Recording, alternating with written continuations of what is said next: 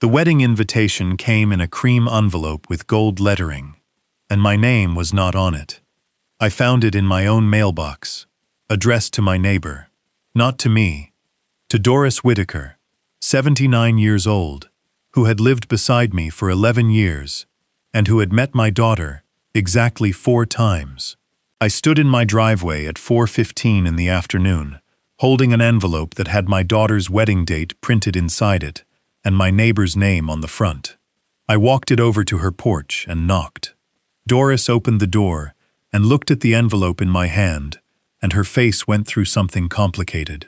She said my name, just my name, Walter, and then nothing else, because there was nothing else to say. She had been invited to my daughter's wedding. I had not. If you're watching this, do me a favor, drop a comment, and tell me what city or town you're listening from, because I like knowing who's out there. And if this story hits somewhere real for you, hit that like button and subscribe. To understand how a man ends up standing on his neighbor's porch, holding proof that his own child erased him, you have to go back 8 months, to the first Sunday in March. My name is Walter Ashford. I am 71 years old. For 38 years I worked as a structural engineer, which means I spent my career doing one thing over and over again, looking at something that appeared perfectly sound and finding the exact place where it would fail. Bridges, parking structures, a hospital wing in Dayton that everyone swore was fine until I put my hand on a support column and felt the wrong kind of quiet. Load paths, stress concentrations, the slow arithmetic of failure. A building does not collapse because of one bad beam. It collapses because 100 small compromises all agree to stop pretending at the same moment. I retired in 2019. My wife Margaret died in the spring of 2022, in a hospital bed in our living room, holding my hand, which is more than most people get, and I have never once forgotten to be grateful for it. 44 years we were married. She taught 4th grade for 31 of them at Lincoln Elementary. And she was the kind of teacher who kept a drawer of granola bars in her desk because she knew which kids came to school without breakfast, and she never once said their names out loud. Not to the principal, not to me. She just kept the drawer full. We had one daughter, Claire. Claire Ashford was born in 1988, on a Tuesday in October, and I was in the delivery room, and I will tell you exactly what I thought when they handed her to me. I thought, I have to make everything strong enough now. That's not poetry. That's how an engineer's brain works. I looked at that 7-pound child, and I started calculating loads. I paid for her braces. I paid for her undergraduate degree at Ohio State, and I paid for her master's at Northwestern. $114,000 total across 6 years. And I never once mentioned the number to her, because a father who keeps a receipt isn't giving, he's lending. When she got engaged the first time, at 26, to a man named Doug who cheated on her 4 months before the ceremony, I drove 11 hours to Chicago and sat on the floor of her apartment while she cried, and I did not say a single word against him because she needed to hate him on her own schedule, not mine. When Margaret was dying, Claire came for 9 days. 9 days out of the 4 months. I want to be careful here, because I know how that sounds. She had a job. She had a life. I told her not to come. Actually, I told her Margaret was stable, which was a lie I told to protect her, and which I have thought about every single day since. So the 9 days are partly my fault. I know that. I have done the math on that particular failure more times than I can count. Margaret's last coherent conversation with me was about Claire. She said, "Walter, she's going to be alone in this." She said, "Don't let her push you out." She said, "She pushes when she's scared. She has always pushed when she's scared. Don't you let her." I said I wouldn't. I want that on the record before I tell you the rest. I said I wouldn't. Claire started dating Grant Holloway in August of 2023. She called me about it, which surprised me, because by then, our calls had thinned out to about one every 3 weeks. She sounded lit up. She said he was in finance. She said he was 38, divorced, no kids, and he owned a place in Bexley. She said, "Dad, he's the first person I've dated who's actually built something." I said that was wonderful. I meant it. I met Grant Holloway for the first time on the first Sunday in March 2024 at a restaurant called Verona on High Street that Claire picked. He stood up when I came to the table, which I noticed and appreciated. He was tall, maybe 6'2", with the kind of haircut that costs $80 and looks like it costs $80. He shook my hand with exactly the right amount of pressure. Everything about him was calibrated. He said, "Mr. Ashford, Claire's told me so much about you," and his voice was warm and easy, with a practiced sincerity that sat about a quarter-inch off from the real thing. Here is the thing about spending 38 years inspecting structures. You develop an instinct that operates below language. You walk into a parking garage, and something in your chest tightens before your eyes have found anything. And then, 20 minutes later, you locate the shear crack behind a downspout and you think, there you are. The feeling comes first. The evidence comes second. And the worst mistake a young engineer makes is deciding the feeling doesn't count because he can't write it in a report yet. I shook Grant Holloway's hand, and something in my chest tightened. I ignored it. For 8 months I ignored it, because the alternative was telling my daughter that I didn't like the man who had finally made her happy, and I could hear Margaret saying, "Don't you let her push you out," and I decided that keeping my mouth shut was the same thing as keeping my promise. It was not. Dinner went fine. Grant talked about his work, which he described as private wealth structuring, a phrase that means either everything or nothing, depending on who's saying it. He asked me about engineering. He asked good questions, actually, the kind that indicates someone has done reading beforehand. He asked about the Dayton hospital job, and he seemed genuinely interested when I explained about the column. Then, near the end, over coffee, he asked what I did with my time now that I was retired.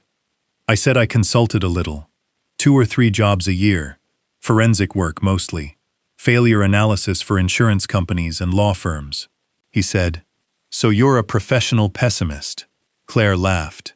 I laughed too, because it was funny, and because it was accurate. He said, "And that pays well? Forensic work?" And Claire said, "Dad's fine, Grant.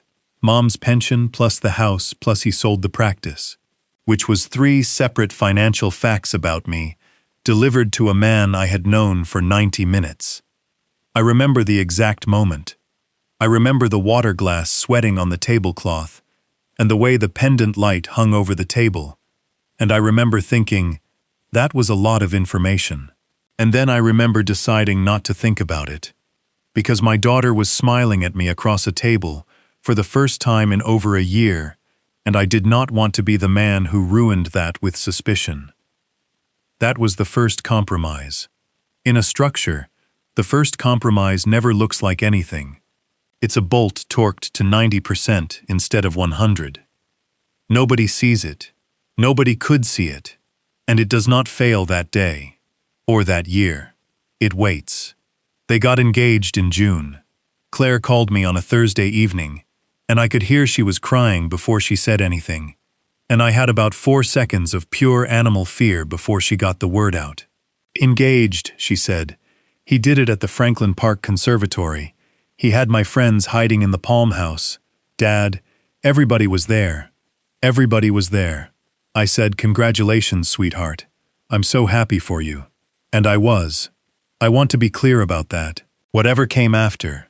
In that moment, on that Thursday, I sat down on the edge of my bed with the phone against my ear, and I was happy for my child. Then she said, "We're thinking November." And she said, "Grant's family has some ideas about the venue." Grant's family. I asked about them. She said his mother was named Priscilla, and she was, quote, a lot, but in a good way. She said Priscilla had already made a spreadsheet. I said, tell me about the venue ideas. She said, that's the thing. Grant's mother knows the people at Aldenmore. I knew Aldenmore. Everyone in central Ohio knows Aldenmore. It's an estate out past New Albany, 140 acres, a stone manor house, built in 1912 by a man who made his money in railroad ties and wanted people to know it. They do about 14 weddings a year. The base rate, in 2024, was $95,000, and that was before catering. I said, Claire, that's a very expensive place. She said, I know. And then she said, Grant's parents are covering most of it. And there it was. The second compromise. Because here's what I should have said.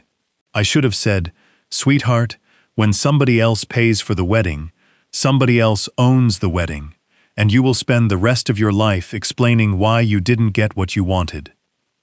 That's what Margaret would have said, in about 9 words, with a look over the top of her reading glasses.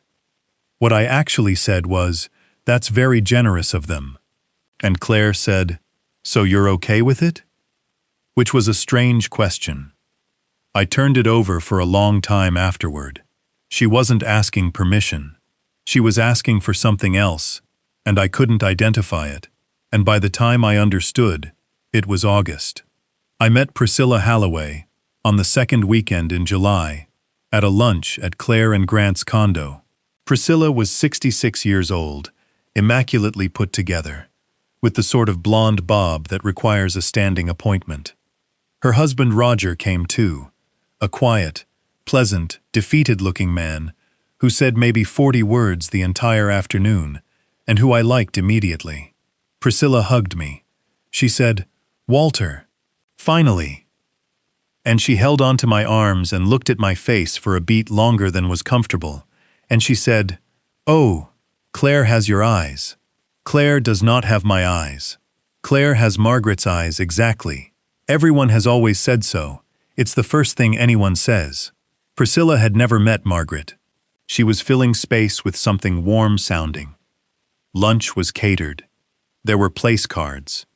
At a lunch for 6 people in a condo, there were place cards.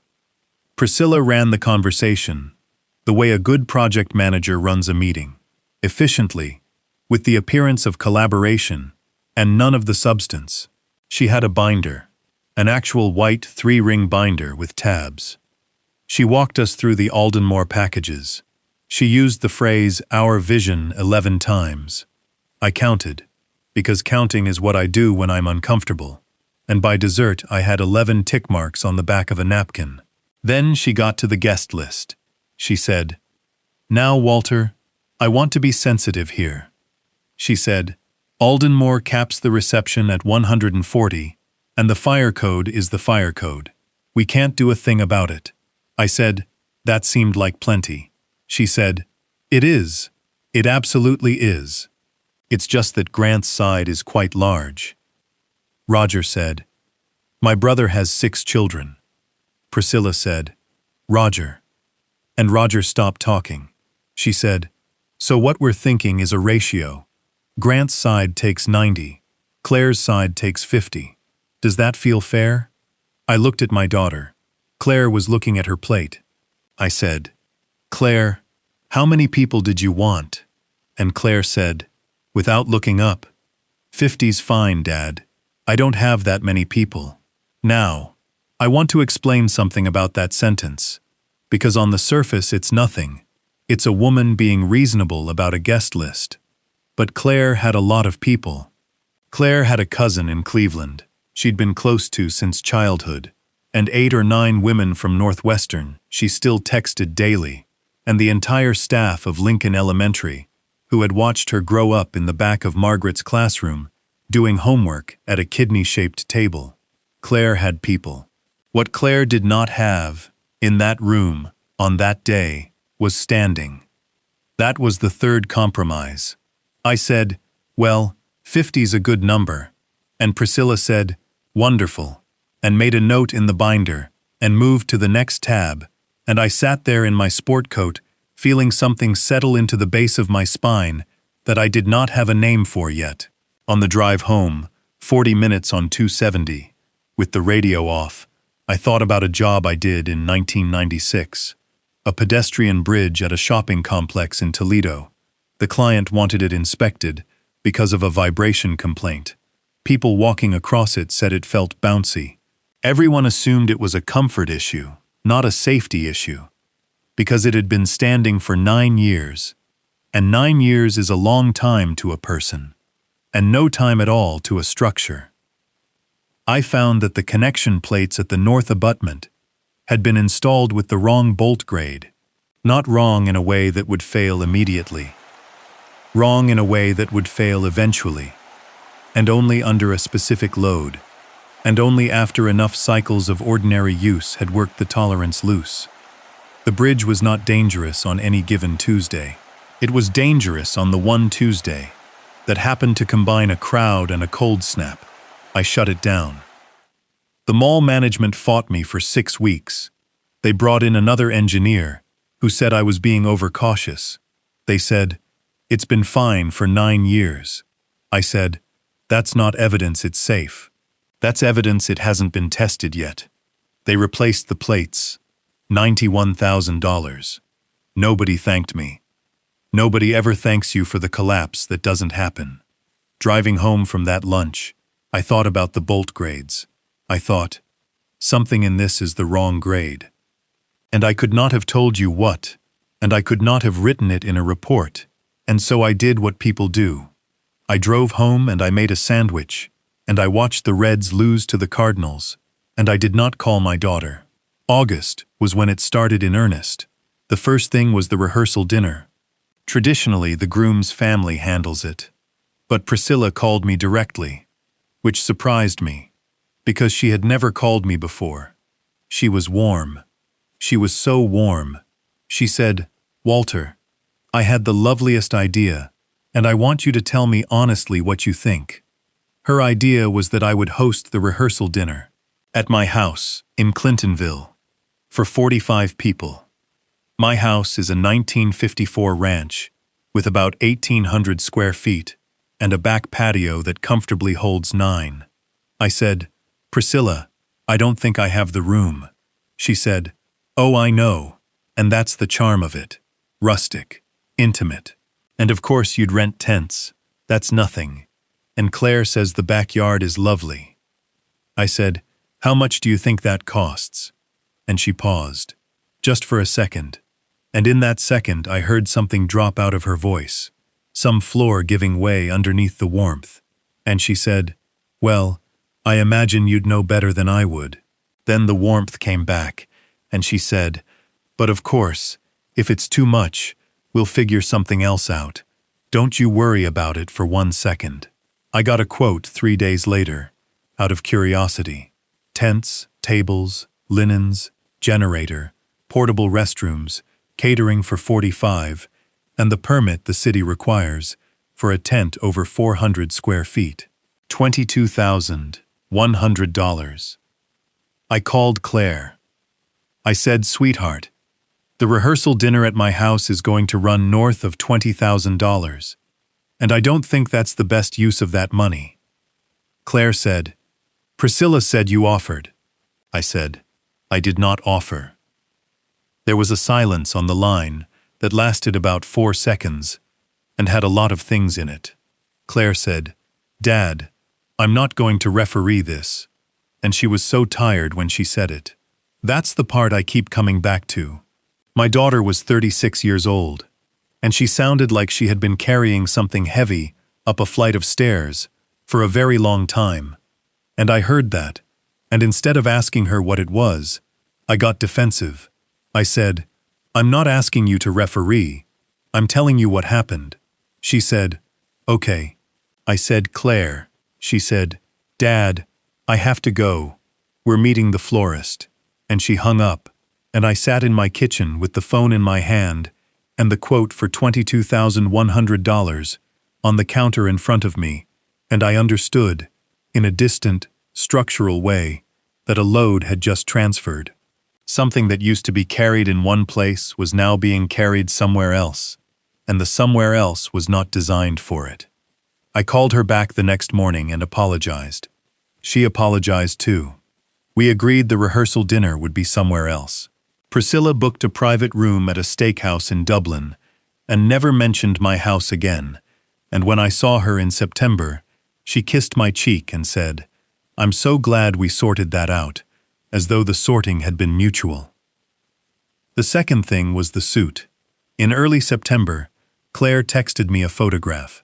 It was a photo of a man's suit on a hanger, charcoal, 3-piece, with a lapel pin. The text said, "This is what the fathers are wearing." I texted back, "Fathers, plural?" She wrote, "Grant's dad and you."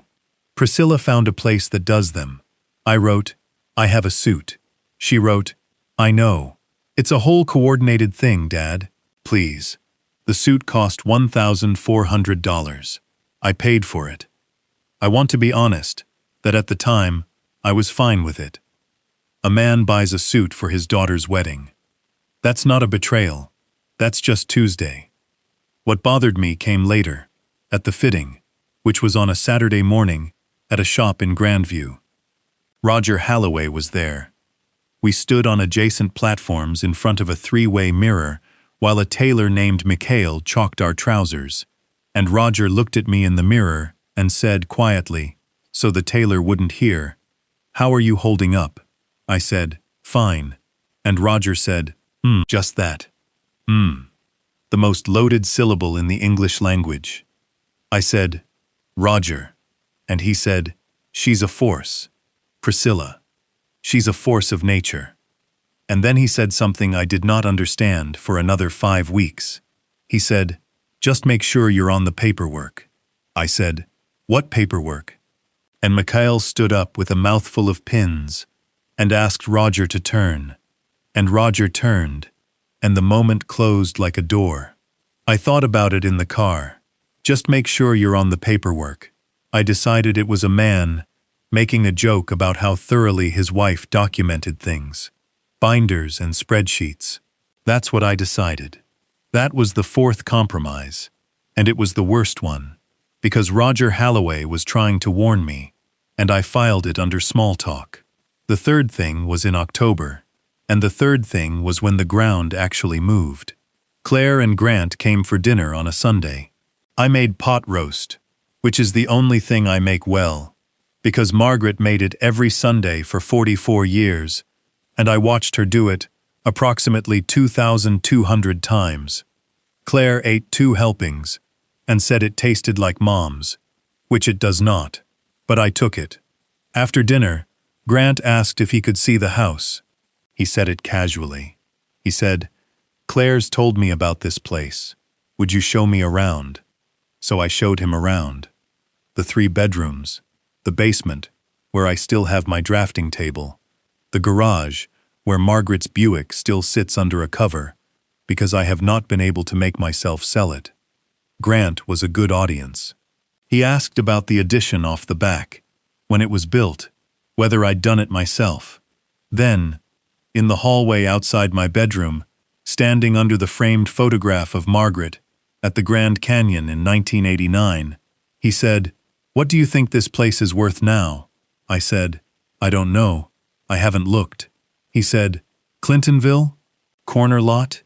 You'd be shocked." And he named a number. 480. I said, "Huh." He said, "You ever think about what happens to it?" And I looked at him. In the hallway of my own house, under a photograph of my dead wife, this man I had met 7 months earlier asked me what happens to my house. I said, "I've got a will." He said, "Oh, sure, sure. Everybody's got a will." And then he smiled and said, "Wills are just opinions, though.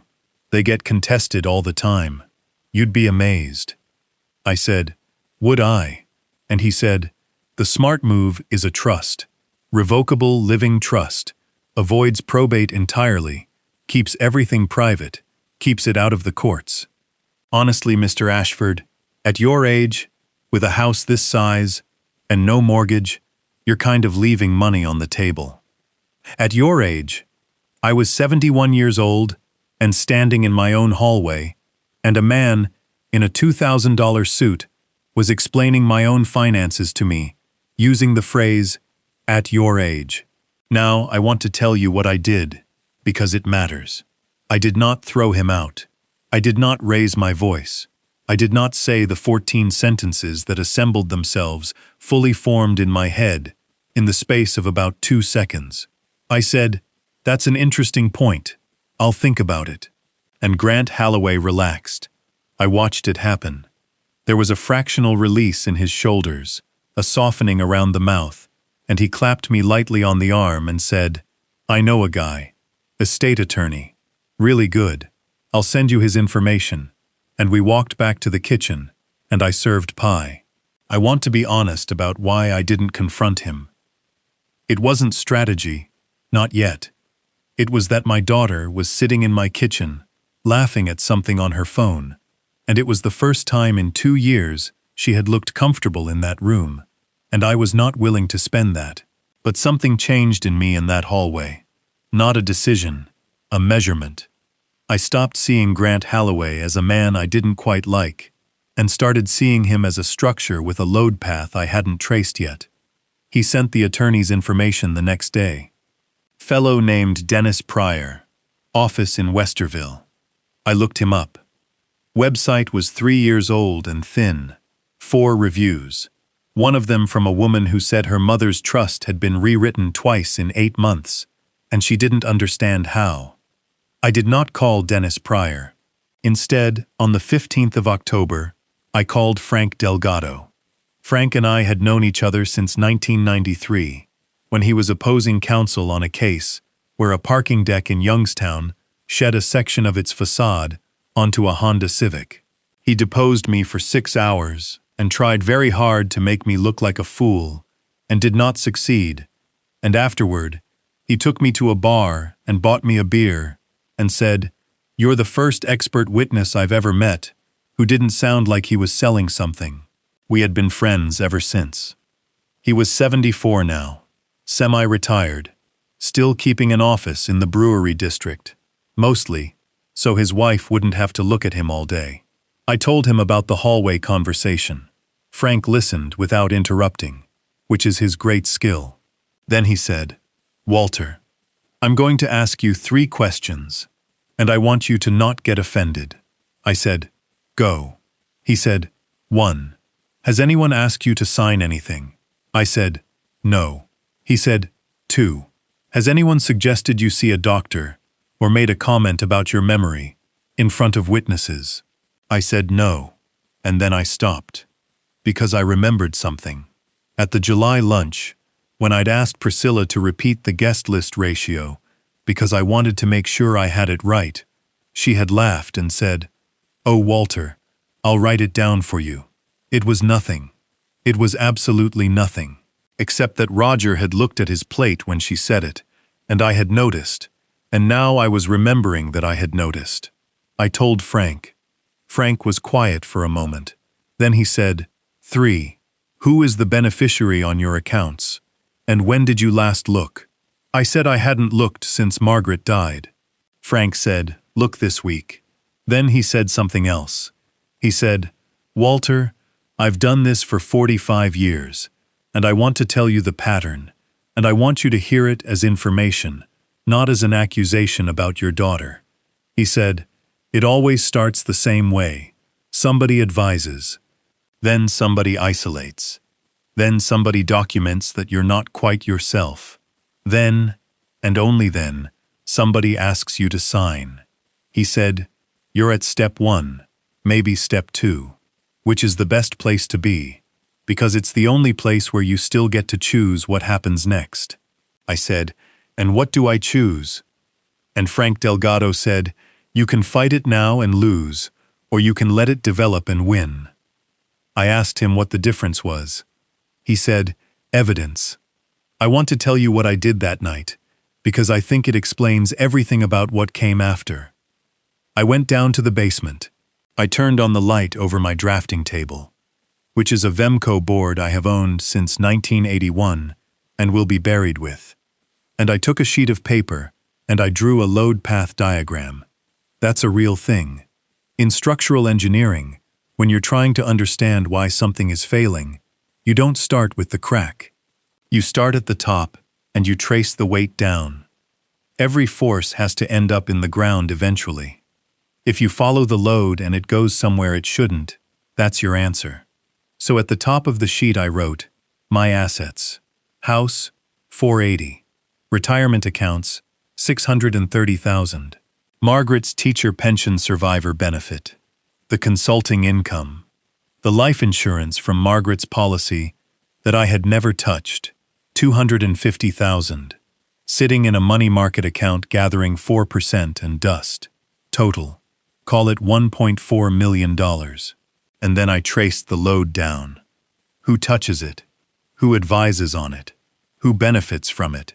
Who has been asking questions about it? And when I finished, there were 3 lines converging on one point, and the point was Grant Holloway, and the line I hated most was the one that ran through my daughter. I sat there until about 2 in the morning. Then I got up, and I did the thing that Frank told me to do, which was to look at my beneficiary designations. And they were fine. Everything was fine. Claire was primary on all of it, as she should be, as she had been since the day she was born. Nothing was wrong. That's what I want you to understand. On the 15th of October 2024, absolutely nothing was wrong, which is exactly what a structure looks like, 11 months before it comes down. The invitations went out on the 4th of November. I know the date because Claire mentioned it on a phone call on the 2nd. In passing, the way you mention something you assume the other person already knows. She said, invites go out Monday, and Priscilla's doing the calligraphy through some place in German Village, and I said that sounded lovely. Monday came, Tuesday came, Wednesday. On Thursday the 7th, I checked the mail at 4:15 in the afternoon, and in among the pharmacy circular and the electric bill, there was a cream envelope with gold lettering. It was addressed to Doris Whitaker. Our mailboxes are adjacent at the end of the driveways, and the carrier mixes them up maybe twice a year. I have carried mail to Doris's porch a dozen times over 11 years. I stood there and I looked at that envelope for a long time.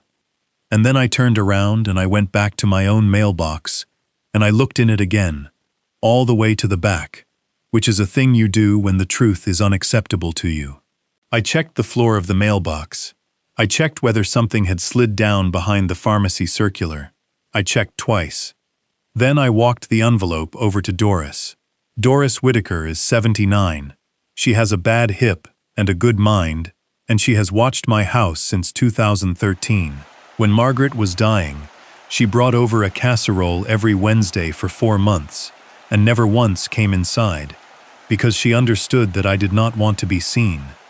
She opened the door and looked at the envelope, and then at my face, and her expression did something I will remember for the rest of my life. It went from pleased to confused to horrified in about a second and a half. She said, "Walter." I said, "Congratulations. You're invited to my daughter's wedding." And Doris Whitaker, who is 79 years old, and who I have never heard swear, said a word I will not repeat on this channel. Then she said, "Come inside." I went inside. She made tea. I did not want tea. But there is a certain kind of woman of a certain generation who will physically obstruct you until you accept a hot beverage. So I drank the tea. She said, "When did yours come?" I said, "It didn't." She said, "It's coming." I said, "Hers went out Monday. Yours is here Thursday. Mine lives 40 feet from yours." And Doris said, "Then there's been a mistake." And I said, "Yes, there has been." I did not open Doris's invitation. I want to be clear about that, because it matters later. She opened it, in front of me, at her kitchen table, and she read it out loud. "Mr. and Mrs. Roger Holloway request the honor of your presence at the marriage of their son, Grant Michael Holloway, to Claire Elizabeth Ashford. Mr. and Mrs. Roger Halloway request. Not the parents of the couple, not the families, not Mr. Walter Ashford and Mr. and Mrs. Roger Halloway. The Halloways requested, and my daughter was an object in the sentence, and I was not in the sentence at all. Doris said, "Oh, Walter." And then she turned the invitation over, and there was a small insert card, and she read that too, and she stopped halfway through and put it down on the table. I said, "Read it." She said, "Walter." I said, "Doris, read it." And she read, "In lieu of a receiving line, the couple asks that guests direct any questions regarding travel or accommodation to the Halloway family coordinator." And underneath that, in smaller italic script, at the bottom of the card, a line I have read perhaps 400 times since, "The bride will be given in marriage by Mr. Roger Halloway." I sat in Doris Whitaker's kitchen and read the sentence that said, "Another man was walking my daughter down the aisle." And here's what I felt.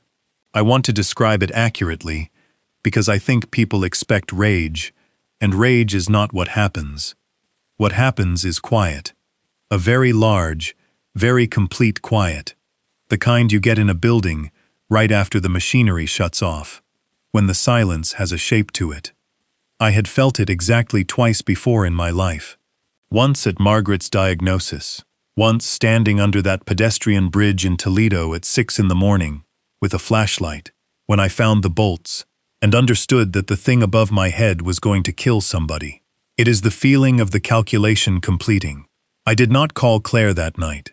I want you to sit with that, because everyone I have told this story to says the same thing at this point. Why didn't you call her?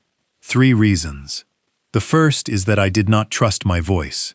A man who calls his daughter in that condition is not gathering information. He is detonating. The second is Frank Delgado. You can fight it now and lose, or you can let it develop and win. And the third reason is the one I did not admit to myself until much later. The third reason is that I was afraid. Not of the fight. I was afraid that if I called her and asked her directly, she would tell me that she had known, that she had read that line and approved it. And as long as I did not ask, there was still a version of the world where my daughter had not done this to me. So I drove home, 40 feet. I did not drive, obviously. I walked, but it felt like a very long way, and I sat at my kitchen table, and I started a document. I called it what I have always called such documents. Not a journal, not a diary. I titled it Inspection Log, Ashford, and I put the date at the top, November 7th, 2024, and I wrote down every single thing I could remember, starting with the first Sunday in March at Verona, and ending with the invitation on Doris Whitaker's kitchen table. 11 pages, handwritten. It took me until 2 in the morning. That log is why I am able to tell you the exact dollar amounts and the exact dates in this story. It is also, later, Exhibit 14. The next morning I called Frank. I said, "It happened." He said, "Tell me." I told him. He did not interrupt for 11 minutes. When I was done, he said, "Okay." And then he said, "Walter, I want to say something as your friend, and not your lawyer. You have every right to drive over there today, and set that condo on fire, metaphorically.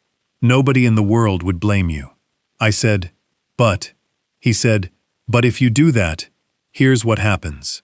Claire cries, Grant apologizes, Priscilla blames the calligraphy company. You get an invitation hand-delivered by Friday, and everybody agrees it was a terrible mix-up. And then you go to a wedding in November where you're at table 11, and you never find out what this actually is. I said, "And what do you think it actually is?" And Frank said, "I think somebody spent 8 months making sure that when you finally objected to something, it would look like an old man being difficult about a wedding." I said, "That's a hell of an accusation." He said, "It's not an accusation. It's a hypothesis. And you know what you do with a hypothesis." And I said, "You test it." There was a pause on the line. Then Frank said, Walter, how do you want to play this? And I sat in my kitchen, and I looked out the window at Doris Whitaker's mailbox, and I thought about 38 years of walking into buildings where everybody told me everything was fine, and I said, I want them to think I didn't notice. Frank said, say more. I said, if I object, they adjust.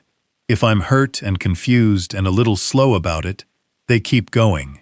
And whatever they're actually building, they'll keep building it in front of me. Frank was quiet for a long moment. Then he said, that's going to cost you something. Playing that part, I said. I know. He said, no, Walter, I don't think you do. You're going to have to let them treat you like that for weeks.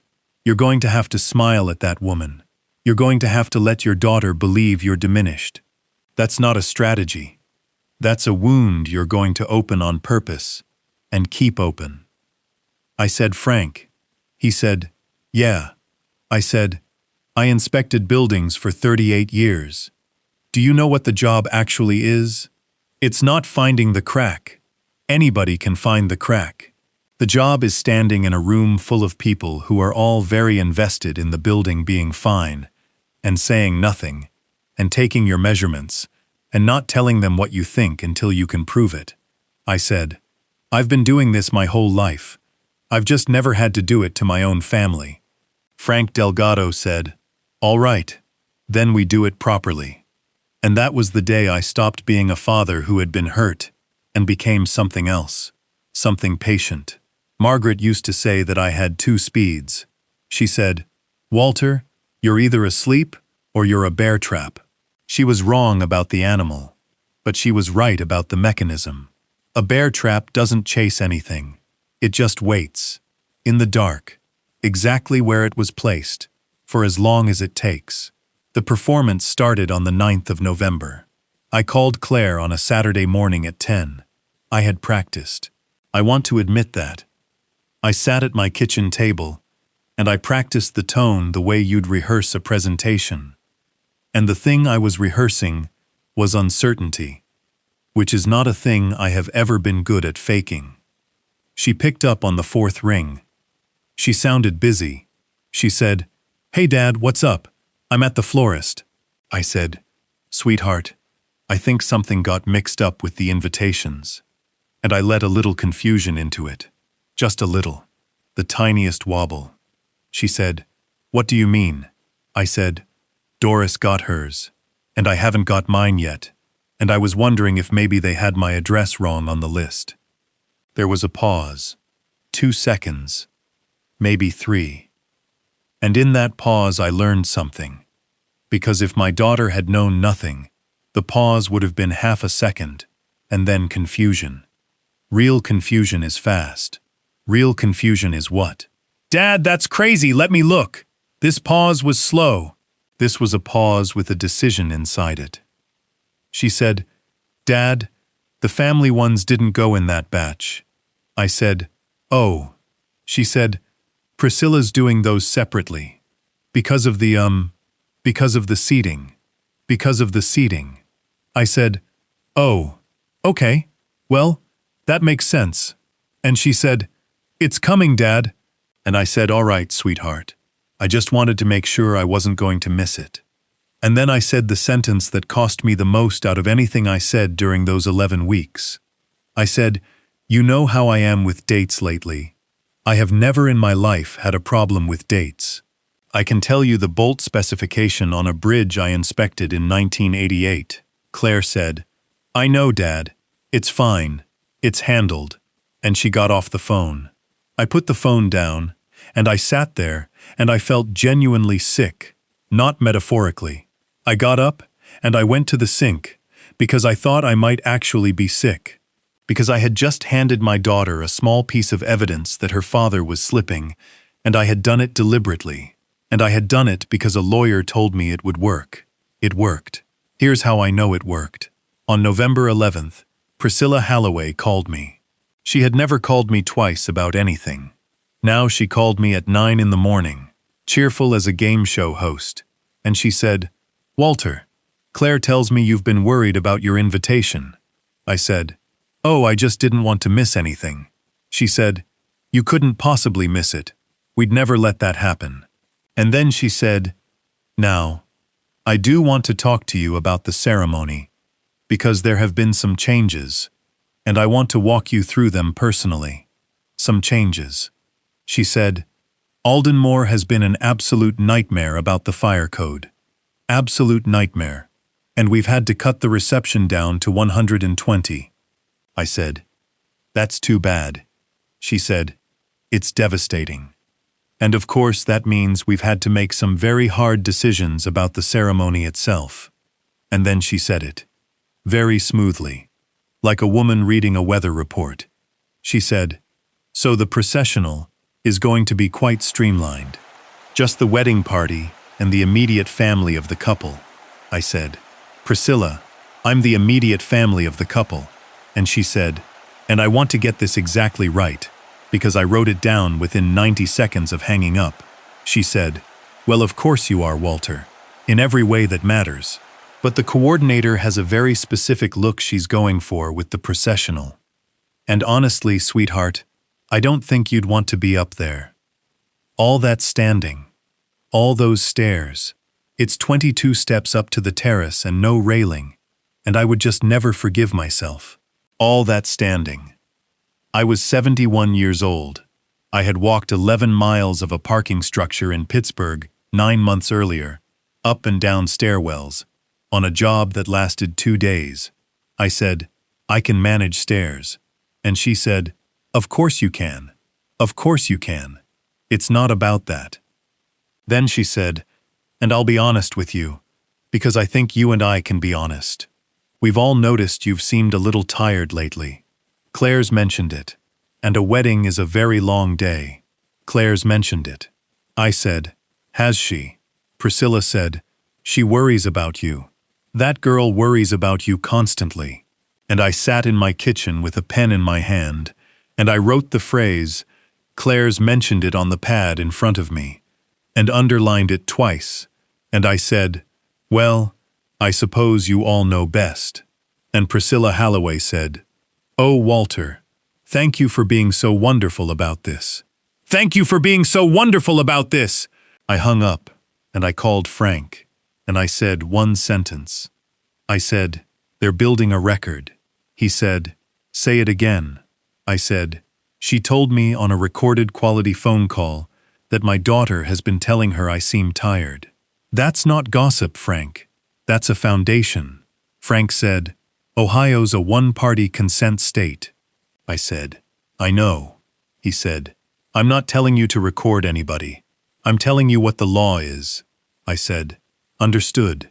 He said, And Walter, if you do happen to record anything, you do not edit it. Not 1 second. You do not clean it up. You do not clip it. You do not put it in a nicer file format. Raw file, original device, timestamp intact. The moment you touch it, opposing counsel owns it. I said, Understood. That afternoon, I drove to a store on Bethel Road, and I bought 2 things. A voice recorder, $49.99, the kind with a physical switch and a display that shows the running time. And a second one, identical, as a backup, because a man who spent 38 years around instrumentation does not trust a single sensor. I want to talk about what the next 9 weeks were actually like, because the version where a clever old man outsmarts everybody sounds fun, and it was not fun. It was the loneliest stretch of my life, and that includes the 4 months after Margaret died. I had to be diminished. Every single interaction. When Claire called, I asked her to repeat things. Not always. Once every few calls. One small ask. Sweetheart, say that again? I asked her twice in one conversation what day the rehearsal was, and I heard her sigh, and that sigh went through me like a nail. At Thanksgiving, at the Halloway's house in Bexley, I set my wine glass down in the wrong place twice and pretended not to notice when Priscilla moved it. I said the word Margaret at the dinner table, in a story about a vacation, and I saw Grant look at Claire, and Claire look at her plate, and I understood that in that house, my late wife's name had been reclassified as a symptom, and I let it happen. That's the part. I sat there and let my wife become evidence against me. Every night I went home and I wrote it all down. Dates, times, exact phrasing, who was present. The log was up to 31 pages by December 1st. And I did other things. I got the exam. This was Frank's idea. And it was the single smartest thing anybody did in this entire story. On November 22nd, I went to the Ohio State Neurology Clinic, and I paid $940 out of pocket for a full neuropsychological evaluation, 4 hours. Memory, executive function, processing speed, the whole battery, administered by a Dr. Anjali Rao who was about 35 and who asked me at the start, very kindly, whether anyone had suggested I come. I said yes. She said, "Family?" I said, in a manner of speaking. She looked at me for a moment, and then she said, "Mr. Ashford, I do about 4 of these a month, where the referral is really coming from somewhere else. Would you like the report sent anywhere in particular?" I said, "My attorney." And Dr. Rao said, "That's what I thought." And she made a note. And I have thought about that woman with enormous gratitude many times since. The results came back on December 4th. 98th percentile for verbal memory, 95th for executive function, 99th for visuospatial reasoning, which Dr. Rao noted was consistent with a career in engineering. No indication of cognitive decline of any kind. Frank read it and said, "This is a wall. They can throw anything they want at this, and it does not move." I said, "Good." He said, "Walter, do you understand what you just did? Whatever they're building, the load-bearing element is you being incompetent, and you just took it out from underneath them, and they don't know it." I did not tell him this, but I sat in my car in the parking garage after that appointment for 20 minutes and cried harder than I had at Margaret's funeral. Because I had spent $940 proving I was not losing my mind, to defend myself against my own child. Before I get to those, I want to tell you about Christmas, because Christmas is where I nearly quit. Claire asked me to come to the Halloways on Christmas Day. She called on the 18th of December, and she was careful about it, and I could hear her being careful, and that was its own information. She said, "Dad, I know it's weird, but Priscilla does a whole thing, and it would mean a lot."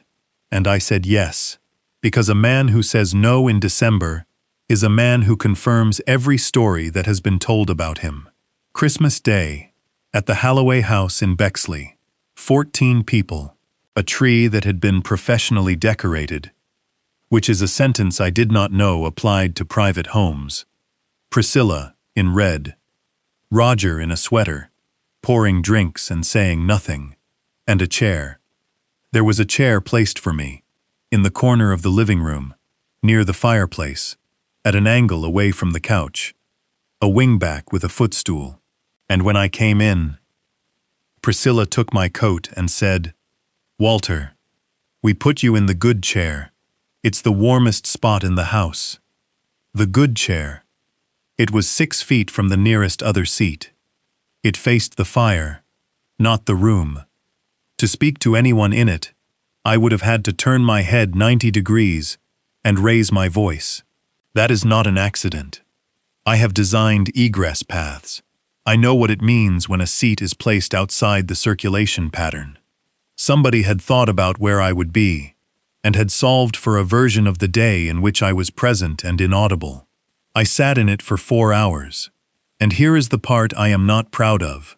At about 2 in the afternoon, Claire's cousin Dana, who is 31, and who I have known since she was born, came over and crouched down next to that chair, the way you crouch next to a child or an invalid, and she put her hand on my arm and she said, "Uncle Walter, how are you doing? Really, really." And I understood in that instant that the story had reached the outer ring. It had gotten past the Halloways and past Claire and out into the wider family. And my niece was crouching by my chair, asking how I was really doing, and there was pity all over her face, and the pity was kind, and it was completely sincere, and it was the worst thing that has ever happened to me at a Christmas. I said, "Oh, I'm fine, honey." And she squeezed my arm and said, "We all just want to make sure you're okay. We all." I went into the powder room at 2:15 on Christmas Day, and I locked the door, and I stood there with both hands on the sink, and I want to tell you exactly what I thought, because I think somebody watching this needs to hear it. I thought I could stop, right now. I could walk out and say the whole thing out loud in that living room, and be wrong, or be right and unprovable, and either way it would be over today. And the reason I didn't is that I remembered a job in 2006, a grain elevator in Defiance. I had a hypothesis about the discharge chute, and I could not prove it. And the operations manager was a decent man who kept asking me, "Just tell me what you think, Walt, off the record." And I wanted so badly to tell him. And I didn't, and I took another 11 days of measurements, and on day 9 I found a weld crack that nobody would have believed if I'd announced it on day 1. Because on day 1, all I had was a feeling and a reputation, and the plant would have kept running while everyone argued. The difference between an opinion and a finding is time. That's all it is. Time and your willingness to be uncomfortable inside it. So I washed my face, and I went back out, and I sat in the good chair for 2 more hours. Claire drove me home at 7, and in the car, on 3:15, out of nowhere, she said, "Dad, do you like them?" And I said, "I don't know them very well." And she said, "That's not what I asked." And I said, "Claire, do you like them?" And my daughter drove about 1.5 miles without answering. Then she said, "I like who Grant is when it's just us," which is the single saddest sentence I have ever heard my child say, and I filed it, and I wrote it in the log at 9 that night, and it is the reason I did not give up in January. Now, the 3 other things. I also, in that period, did 3 other things. 1. I moved money, not hidden, nothing improper. Frank was explicit. We do nothing that looks like concealment. But I consolidated the $250,000 from Margaret's life insurance into a new account at a credit union in Worthington, where I knew the branch manager, a woman named Bernice, who had handled our accounts since 2004. And I told Bernice one thing. I said, "Bernice, if anyone other than me ever calls about this account, including anyone claiming to be my daughter, including anyone with a power of attorney, I want a phone call from you before you say a single word." Bernice said, "Mr. Ashford, is somebody bothering you?" I said, "Not yet." 2. I documented the house. I photographed every room. I photographed the deed.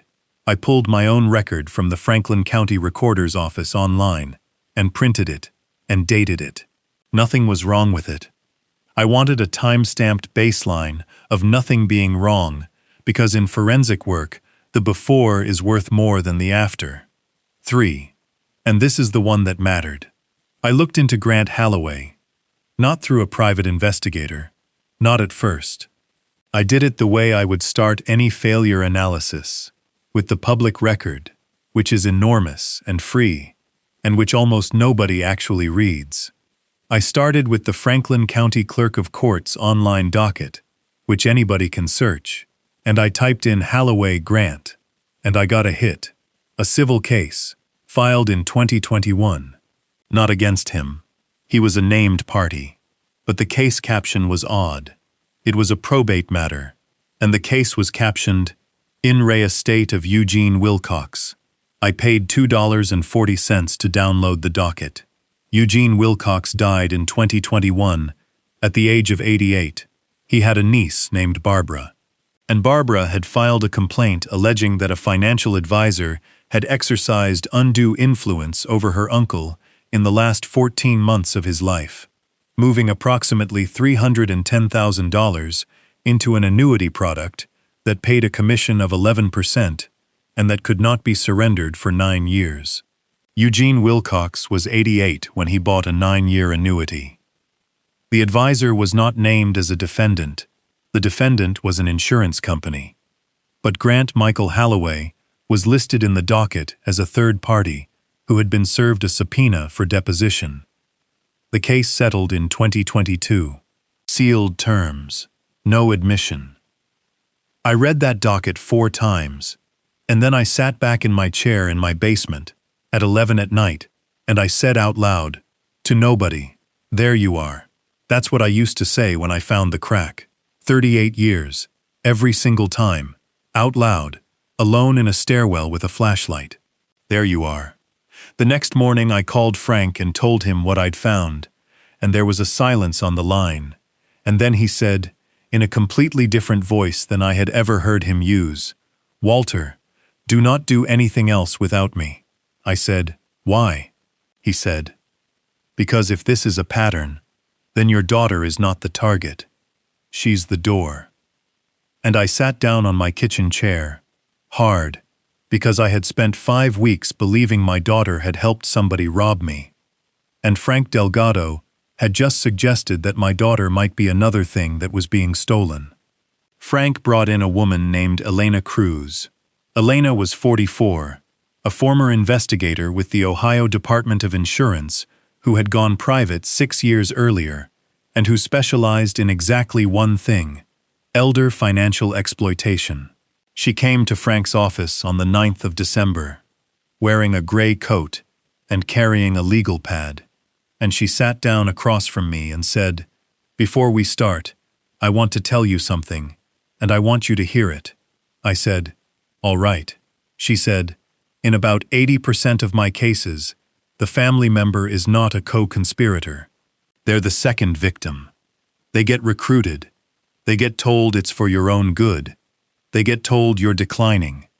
They get shown selective evidence. And by the time they realize what they're inside of, they've already signed things." She said, "I'm not telling you your daughter is innocent. I don't know your daughter. I'm telling you not to decide yet." I said, "And if she is guilty?" Elena Cruz said, "Then we'll know that too. But you don't get to want an answer in this work. You just get to find one. That is the single best professional advice I have ever received from someone in a field other than my own." Elena worked for 4 weeks. Here is what she found, and I am going to lay it out the way she laid it out for me. On the 11th of January, in Frank's conference room, with a projector and 41 exhibits.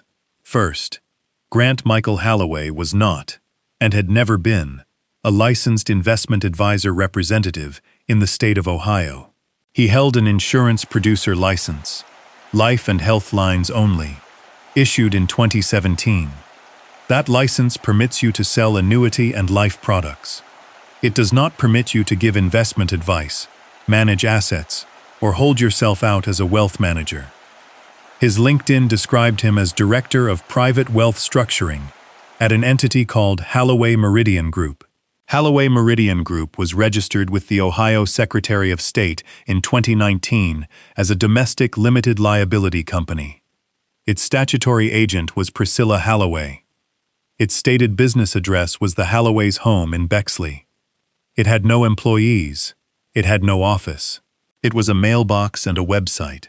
Second, Elena pulled the public records on 12 other probate and civil matters across 4 Ohio counties between 2019 and 2024. She had found them by cross-referencing the insurance carrier from the Wilcox case with elder-related probate filings. Not all of them involved Grant.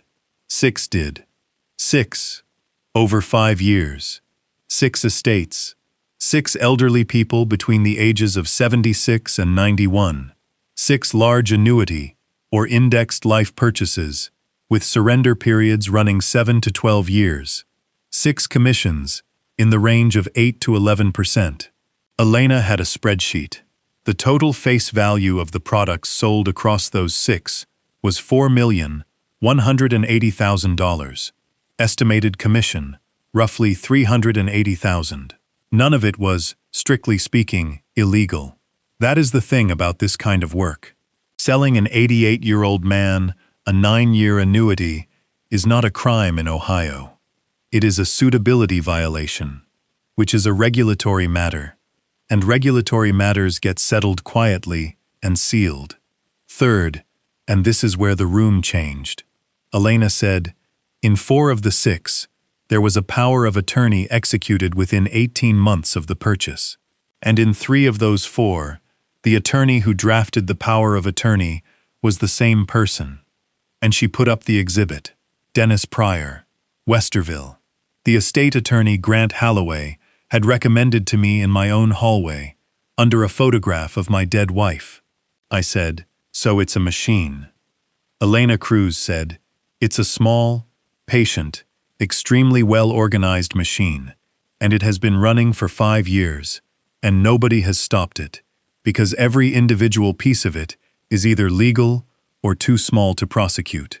And Frank Delgado said, until now. I said, what's different now? And Frank said, Walter, in every one of those 6 cases, the target had no children, or estranged children, or one relative 3 states away. Isolated people. That's the whole model. You find someone with money, and nobody watching. He said, you have a daughter, living 20 minutes away. Who talks to you? He said, so they had to do something they've never had to do before. They had to remove the watcher. And that is the moment I understood the wedding. The wedding was not the point. The wedding was the removal. Every single thing that had happened since March had one function, and the function was to take my daughter and place her inside their family and outside of mine. The guest list ratio, the rehearsal dinner ambush, the suits, the invitation that came from Mr. and Mrs. Roger Halloway, the line about who would give the bride away, the processional lie. I was too frail to walk in. It was not cruelty. I want to say this clearly, because it took me a long time to see it, and it changed everything. It was not personal cruelty. It was engineering. They were building a structure in which, 12 or 18 months from now, when Walter Ashford signed a power of attorney and bought a 9-year annuity, there would be nobody standing close enough to object. And if I did object, there would already be a record. He's been tired. He's confused about dates. He asked me 3 times about the rehearsal. He talks about Margaret like she's still here. They were pouring the foundation in front of me and telling me it was a wedding. I sat in that conference room, and I said, out loud, to Frank and Elena, how much of this does Claire know? And Elena Cruz said, that's the question I've been working on for 2 weeks, and I have an answer you're not going to like. She put up Exhibit 33. It was a Franklin County property record. A condominium in Grandview Heights, purchased in April of 2024 for $540,000. Buyer, Claire Elizabeth Ashford. Sole owner, financed with a mortgage of $486,000. I said, that's her place. She told me about it. She said Grant helped with the down payment. Elena said, Grant did not help with the down payment. There is no gift letter. The $54,000 came from Claire's own savings and a personal loan. And I said, so what's the problem? And Elena Cruz said, the problem is Exhibit 34. Exhibit 34 was a UCC filing and a quitclaim deed, both executed on the 22nd of August, 4 months after the purchase. Claire had signed over a 50% undivided interest in her condominium to Halloway Meridian Group LLC. Not to Grant, to the company, whose statutory agent was his mother. I said, why would she do that? Elena said, I don't know, but I can tell you what it looks like. It looks like she was told it was a tax structure, or an estate planning move, or asset protection ahead of the marriage. That's the language they use. And Frank said, Walter, it means she's already in it. Whether she knows it or not, your daughter has already been taken for $270,000. And I put my hands flat on that conference table. And I looked at Exhibit 34, at my daughter's signature, which I have known since she was 6 years old, and learning cursive at our kitchen table, with Margaret standing behind her chair. And I said, then she's not the door, she's the first floor. I want to describe what happened inside me at that table, because it is the closest thing to a turning point this story has. For 9 weeks, I had been managing a specific kind of grief, the grief of a father who has been erased by his child. It is a small, cold, private grief, and it turns you inward, and it makes you careful and quiet and a little bit dead. And in one instant, at 11:40 in the morning, on the 11th of January, that grief converted into something else entirely, because my daughter had not erased me. My daughter had been isolated and coached and worked on for 11 months by 2 professionals, and every single thing that had felt like her rejecting me had been a thing that was done to both of us. The sigh on the phone, the plate she looked at, the tiredness in her voice when she said, "Dad, I'm not going to referee this." She wasn't refereeing because she was already losing. I said to Frank, "What do we do?" And Frank Delgado, who is 74 years old and who has spent 45 years in courtrooms, leaned back in his chair and said, "Now we don't do a damn thing." I said, "What?" He said, "Walter, right now we have a pattern, a spreadsheet, and a very suspicious deed. What we do not have is a crime that a prosecutor will charge. Suitability violations are civil. The Wilcox thing settled. The deed your daughter signed. She signed voluntarily. And if we go to her today, with all of this, what happens?" I said. "She confronts him." He said, "She confronts him." And he says, "Honey, your father is not well. He has been telling people he's fine, but he's been struggling for a year, and he's hired a lawyer and a private investigator to spy on your fiancé."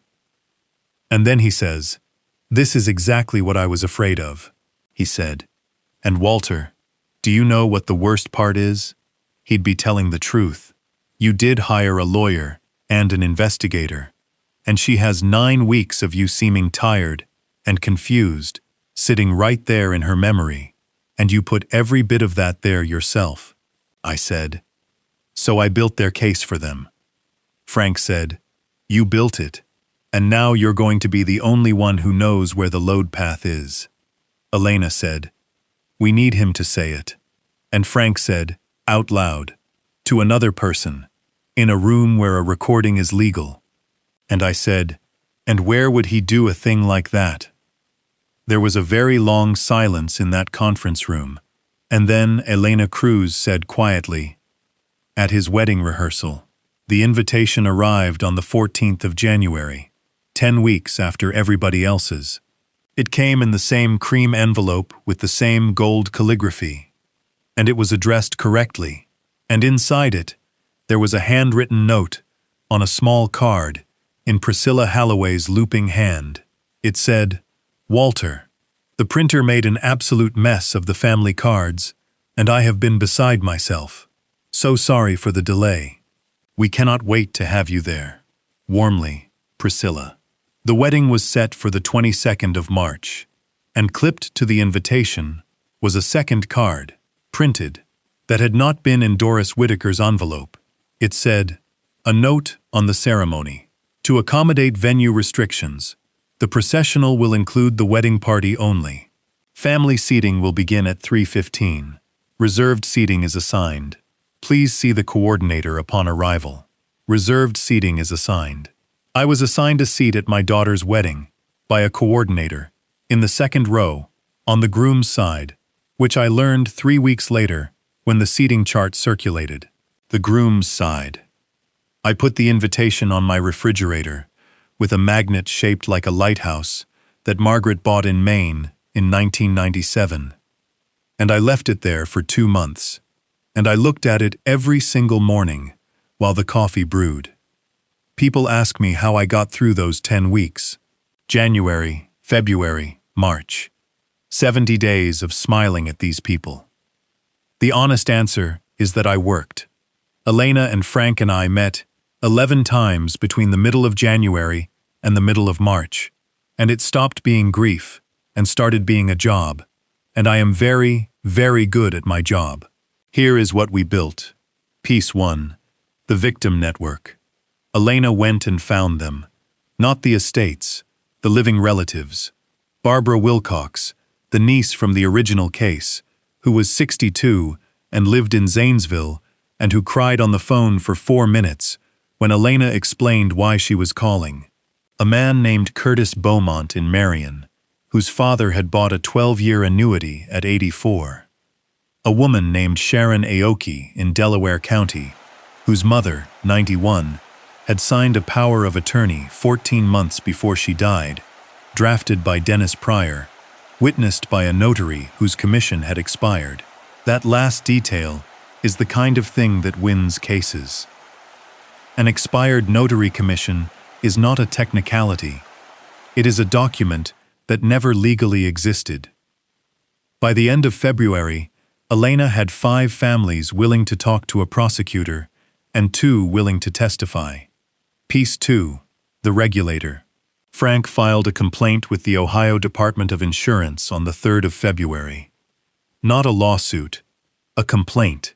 It cost nothing, and it went into a file, and 11 days later, a market conduct examiner named Theodore Marsh called Frank's office and asked whether we had documentation on more than one transaction. Frank said, "We have 6. And Theodore Marsh said, "Hold on," and put the phone down, and came back 4 minutes later and said, "I'm going to need you to talk to somebody in Columbus." Piece 3. The prosecutor. On the 27th of February, Frank, Elena, and I sat in a conference room at the Franklin County Prosecutor's Office with an assistant prosecutor named Danielle Okonkwo, who was maybe 38, and who listened to 2 hours of presentation without changing expression once. At the end of it, she said, "Mr. Ashford, I'm going to be direct with you. What you have is a very good civil case and a very bad criminal case." I said, "Explain the difference to me."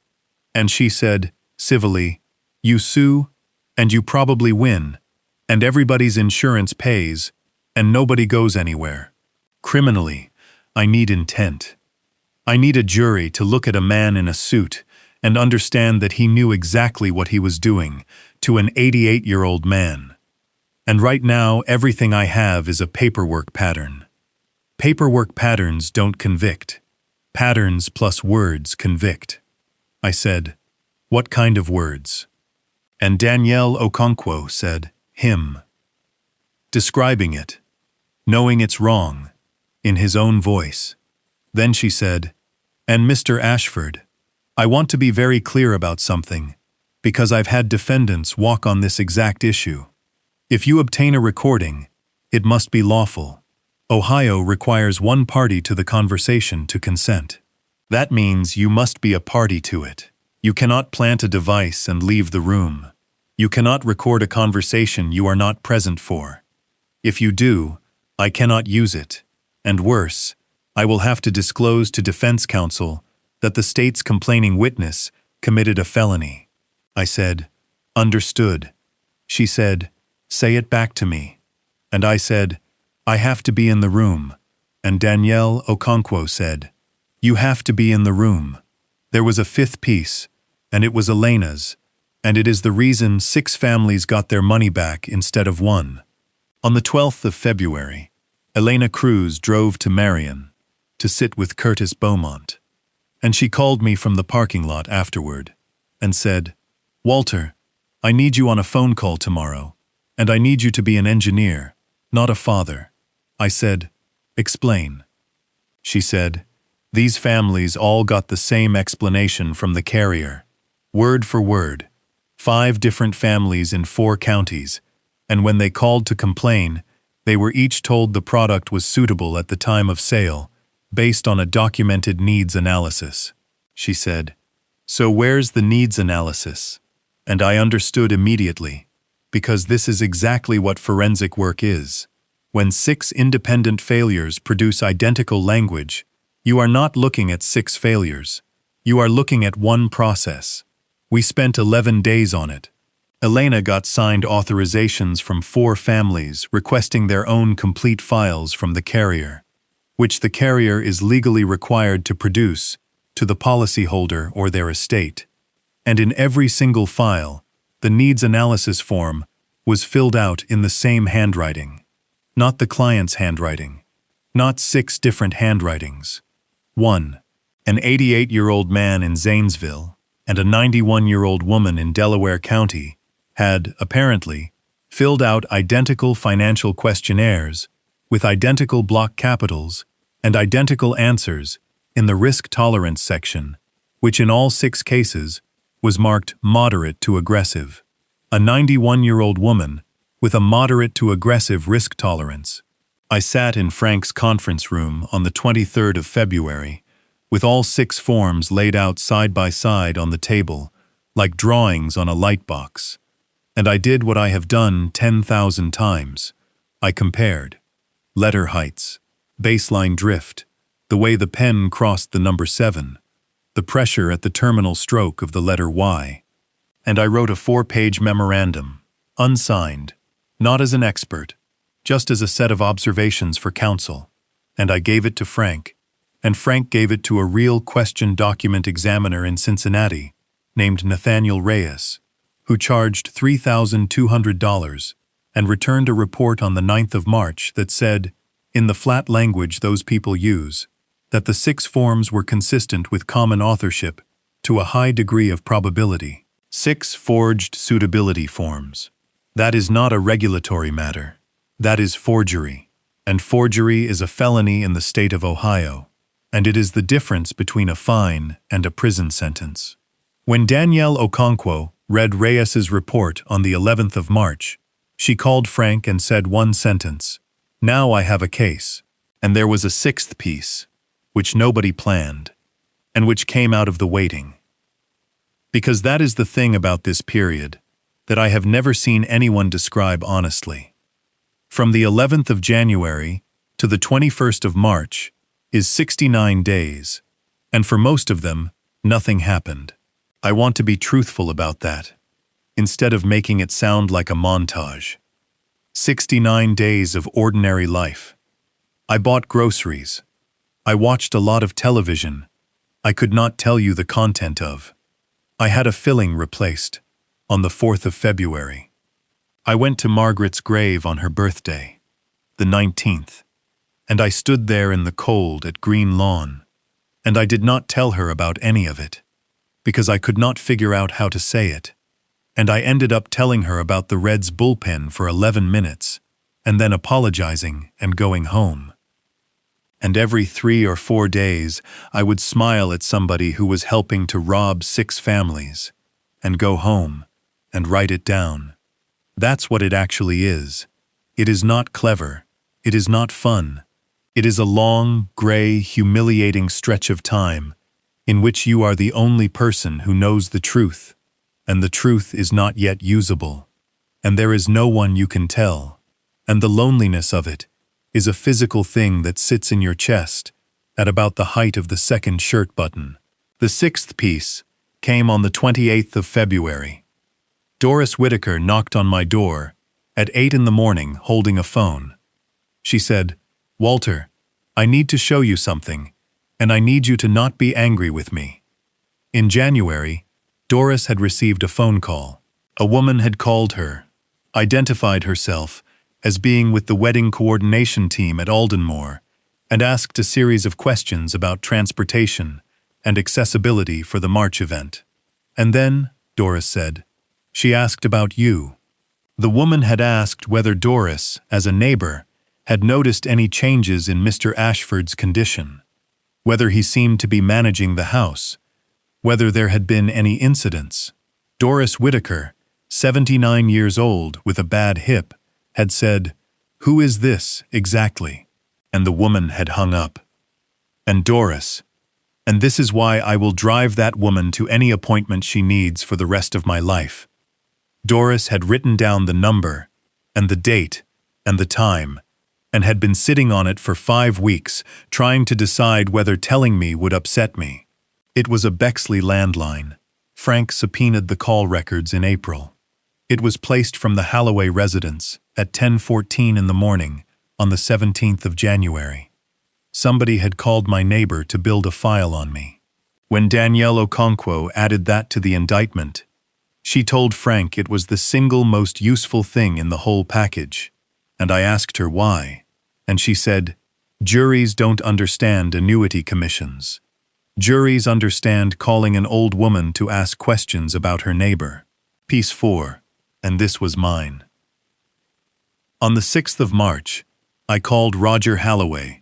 I had thought about it for 3 weeks. It was the biggest risk in the entire operation, and Frank was against it, and Elena was against it, and I did it anyway, because of one syllable in a tailor's shop in September. I called his cell at 2 in the afternoon on a Thursday, when Priscilla would be at her standing appointment. He picked up and said, "Walter?" And there was already something in it. Already. I said, "Roger, in September you told me to make sure I was on the paperwork." There was a silence that went on so long, I checked whether the call had dropped. Then Roger Holloway said, "Where are you right now?" We met at a Bob Evans, off Route 161, at 4:30 that afternoon.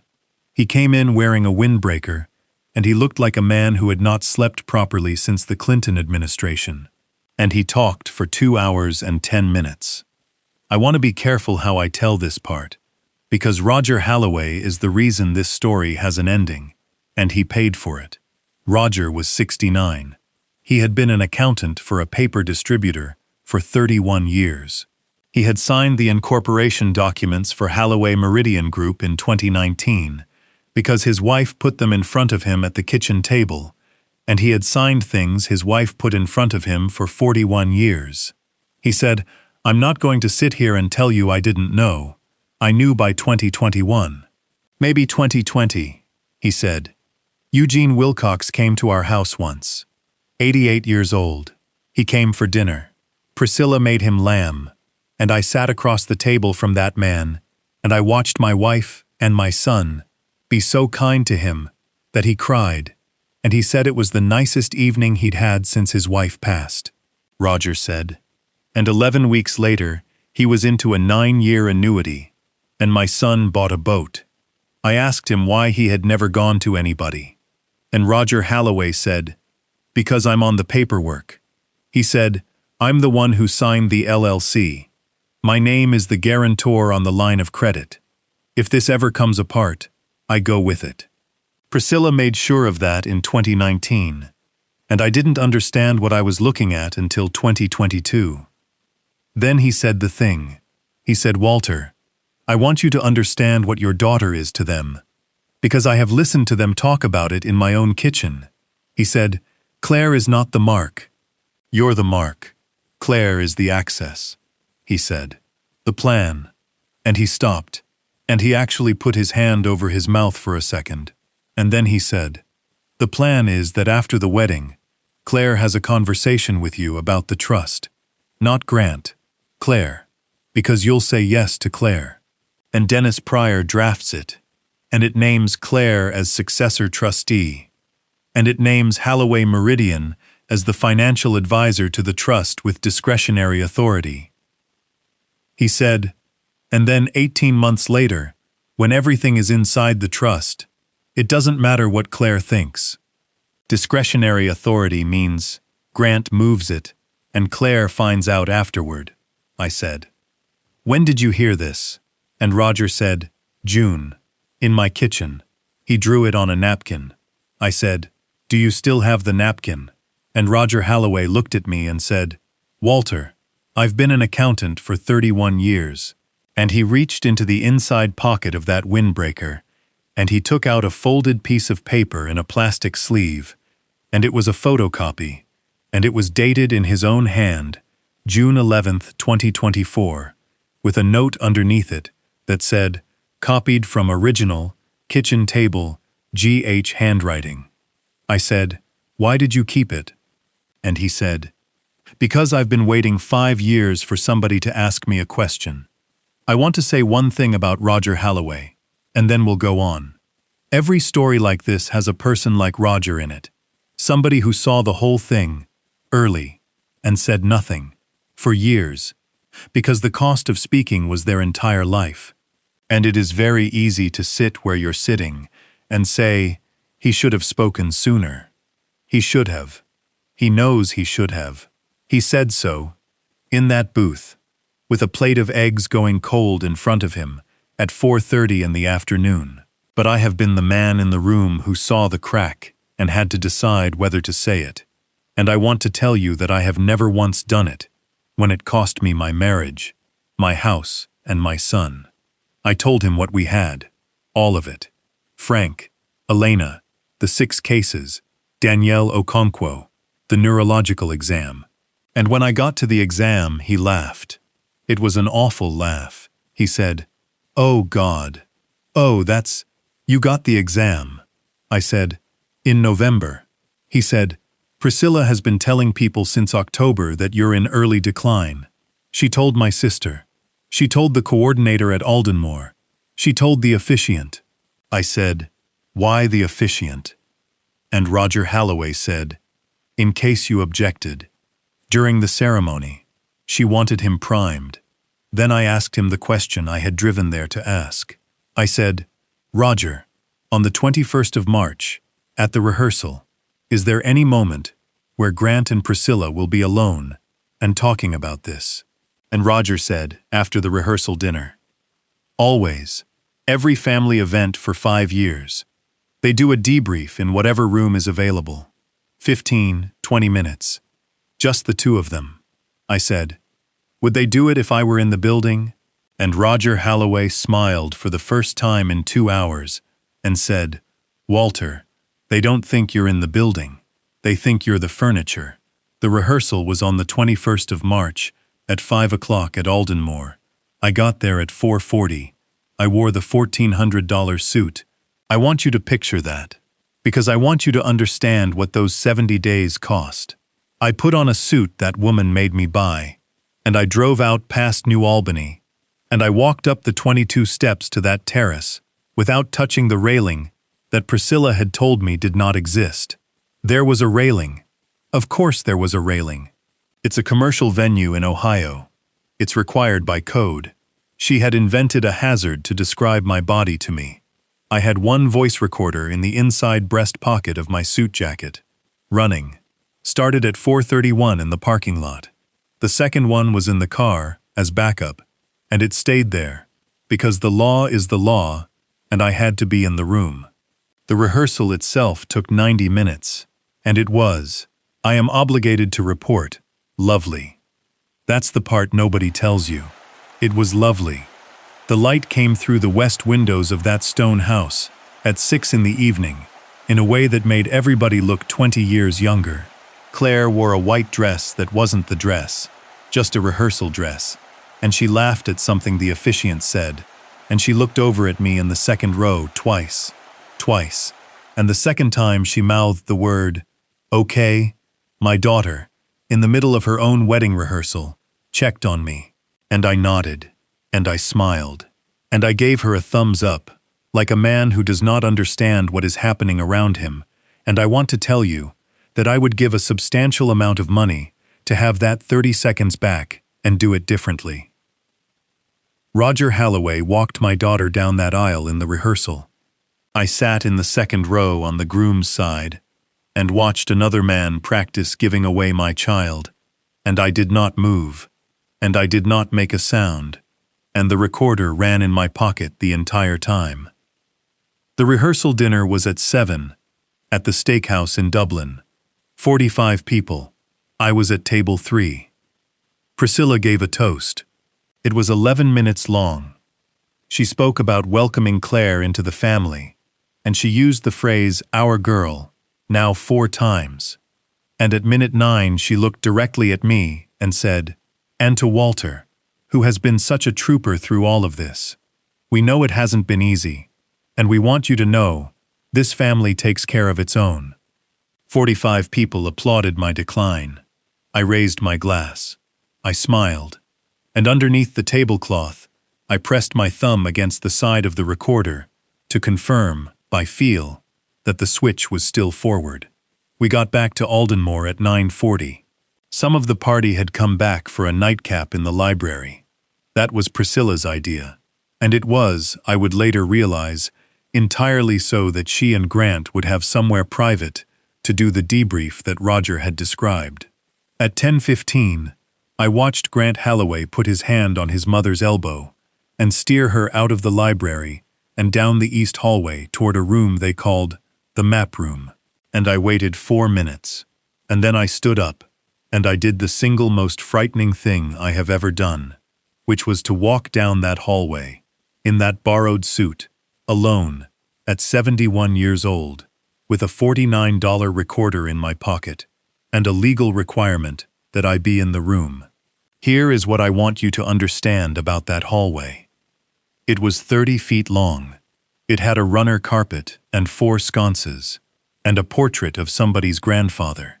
And I had thought, in every single version of this I had rehearsed in my kitchen for 70 days, that I would find a place near the door and stand there. But the law said I had to be a party to the conversation. Not near it, in it. So I walked to the door of the map room, and I heard my daughter's fiancé say the words, 9 years, and she'll never look at the statements. And I did not stop, and I did not knock. I opened the door, and I walked in. There were 2 people in that room, and a fire in the fireplace, and a very old map of Franklin County on the wall in a gilt frame. Priscilla Halloway was standing by the mantel, with a glass of white wine. Grant was sitting on the arm of a leather chair, with his jacket off and his tie loosened, and he had a phone in his hand, and he was mid-sentence. They both looked up, and I did the only thing that could possibly have worked, which was nothing. I stood in the doorway with my hand still on the knob, and I looked around the room slowly, the way a confused man looks around a room, and I said, "I'm sorry, I was looking for the restroom." And Priscilla Halloway's entire face reorganized itself. I watched it happen in real time. Alarm to assessment, to something almost like relief, and then, on top of it all, the warmth, laid down like a tablecloth over a broken table. She said, "Oh, Walter, bless your heart. It's back the other way, sweetheart. Past the library, on the left," I said. "The other way," she said. "The other way. Do you want me to walk you?" And I said, "No, no, I'll find it." And then I did not leave. I want to explain this, because it's the hinge of the entire thing. I did not leave. And I could not leave, because the law required me to be a party to the conversation, and because Frank Delgado had told me in his office, on the 9th of March, "Walter, if you get in that room, do not get clever. Do not accuse. Do not ask a leading question.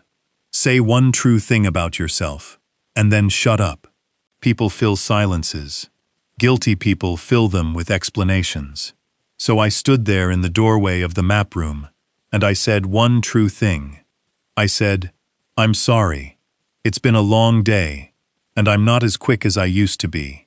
And Grant Halloway said, without getting up off the arm of that chair, without even putting his phone down, "It's fine, Walter. Honestly, it's fine. Nobody expects you to keep up." And his mother said, "Grant." And he said, "What? He's not offended. Are you offended?" And he looked at me and he smiled, and I said, "No." And Priscilla Halloway said, "See, he's fine. He's a sport." And then she said the sentence, to her son, in front of me, 12 feet away from me, because I was furniture. She said, "Just don't get sloppy before the paperwork."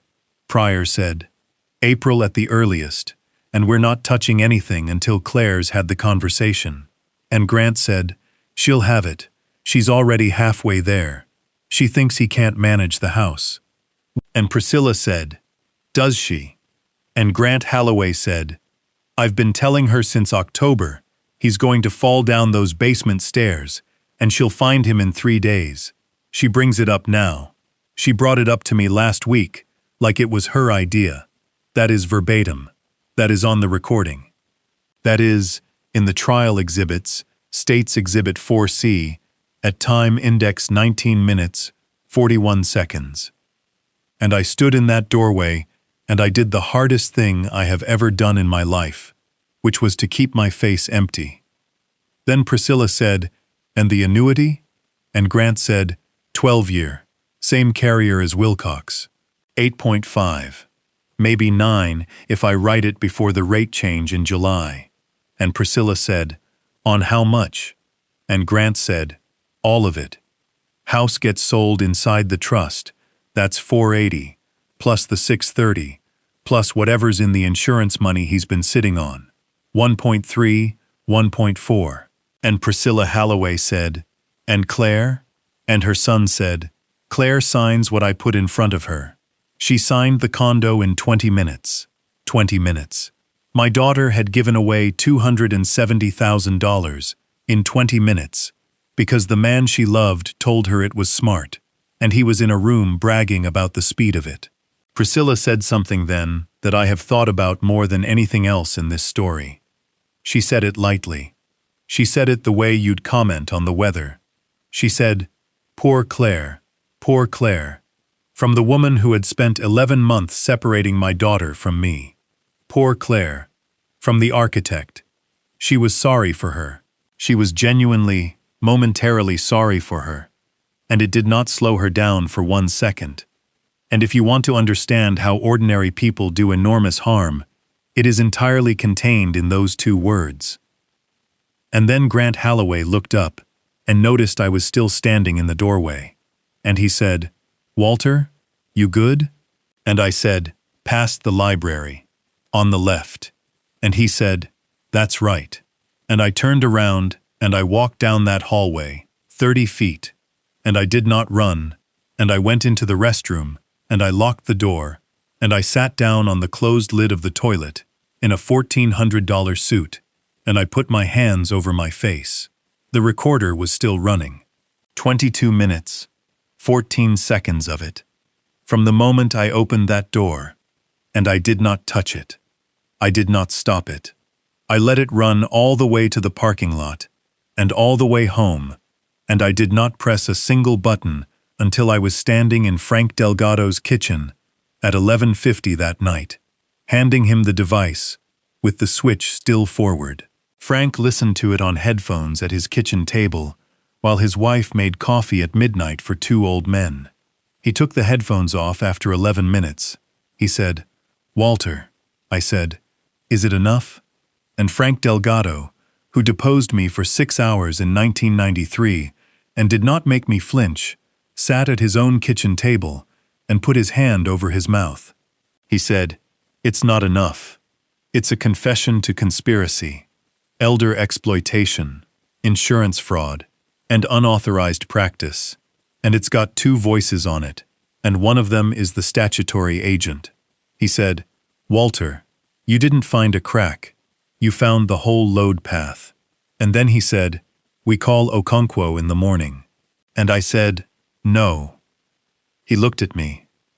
I said, "Frank, the wedding is in 17 hours.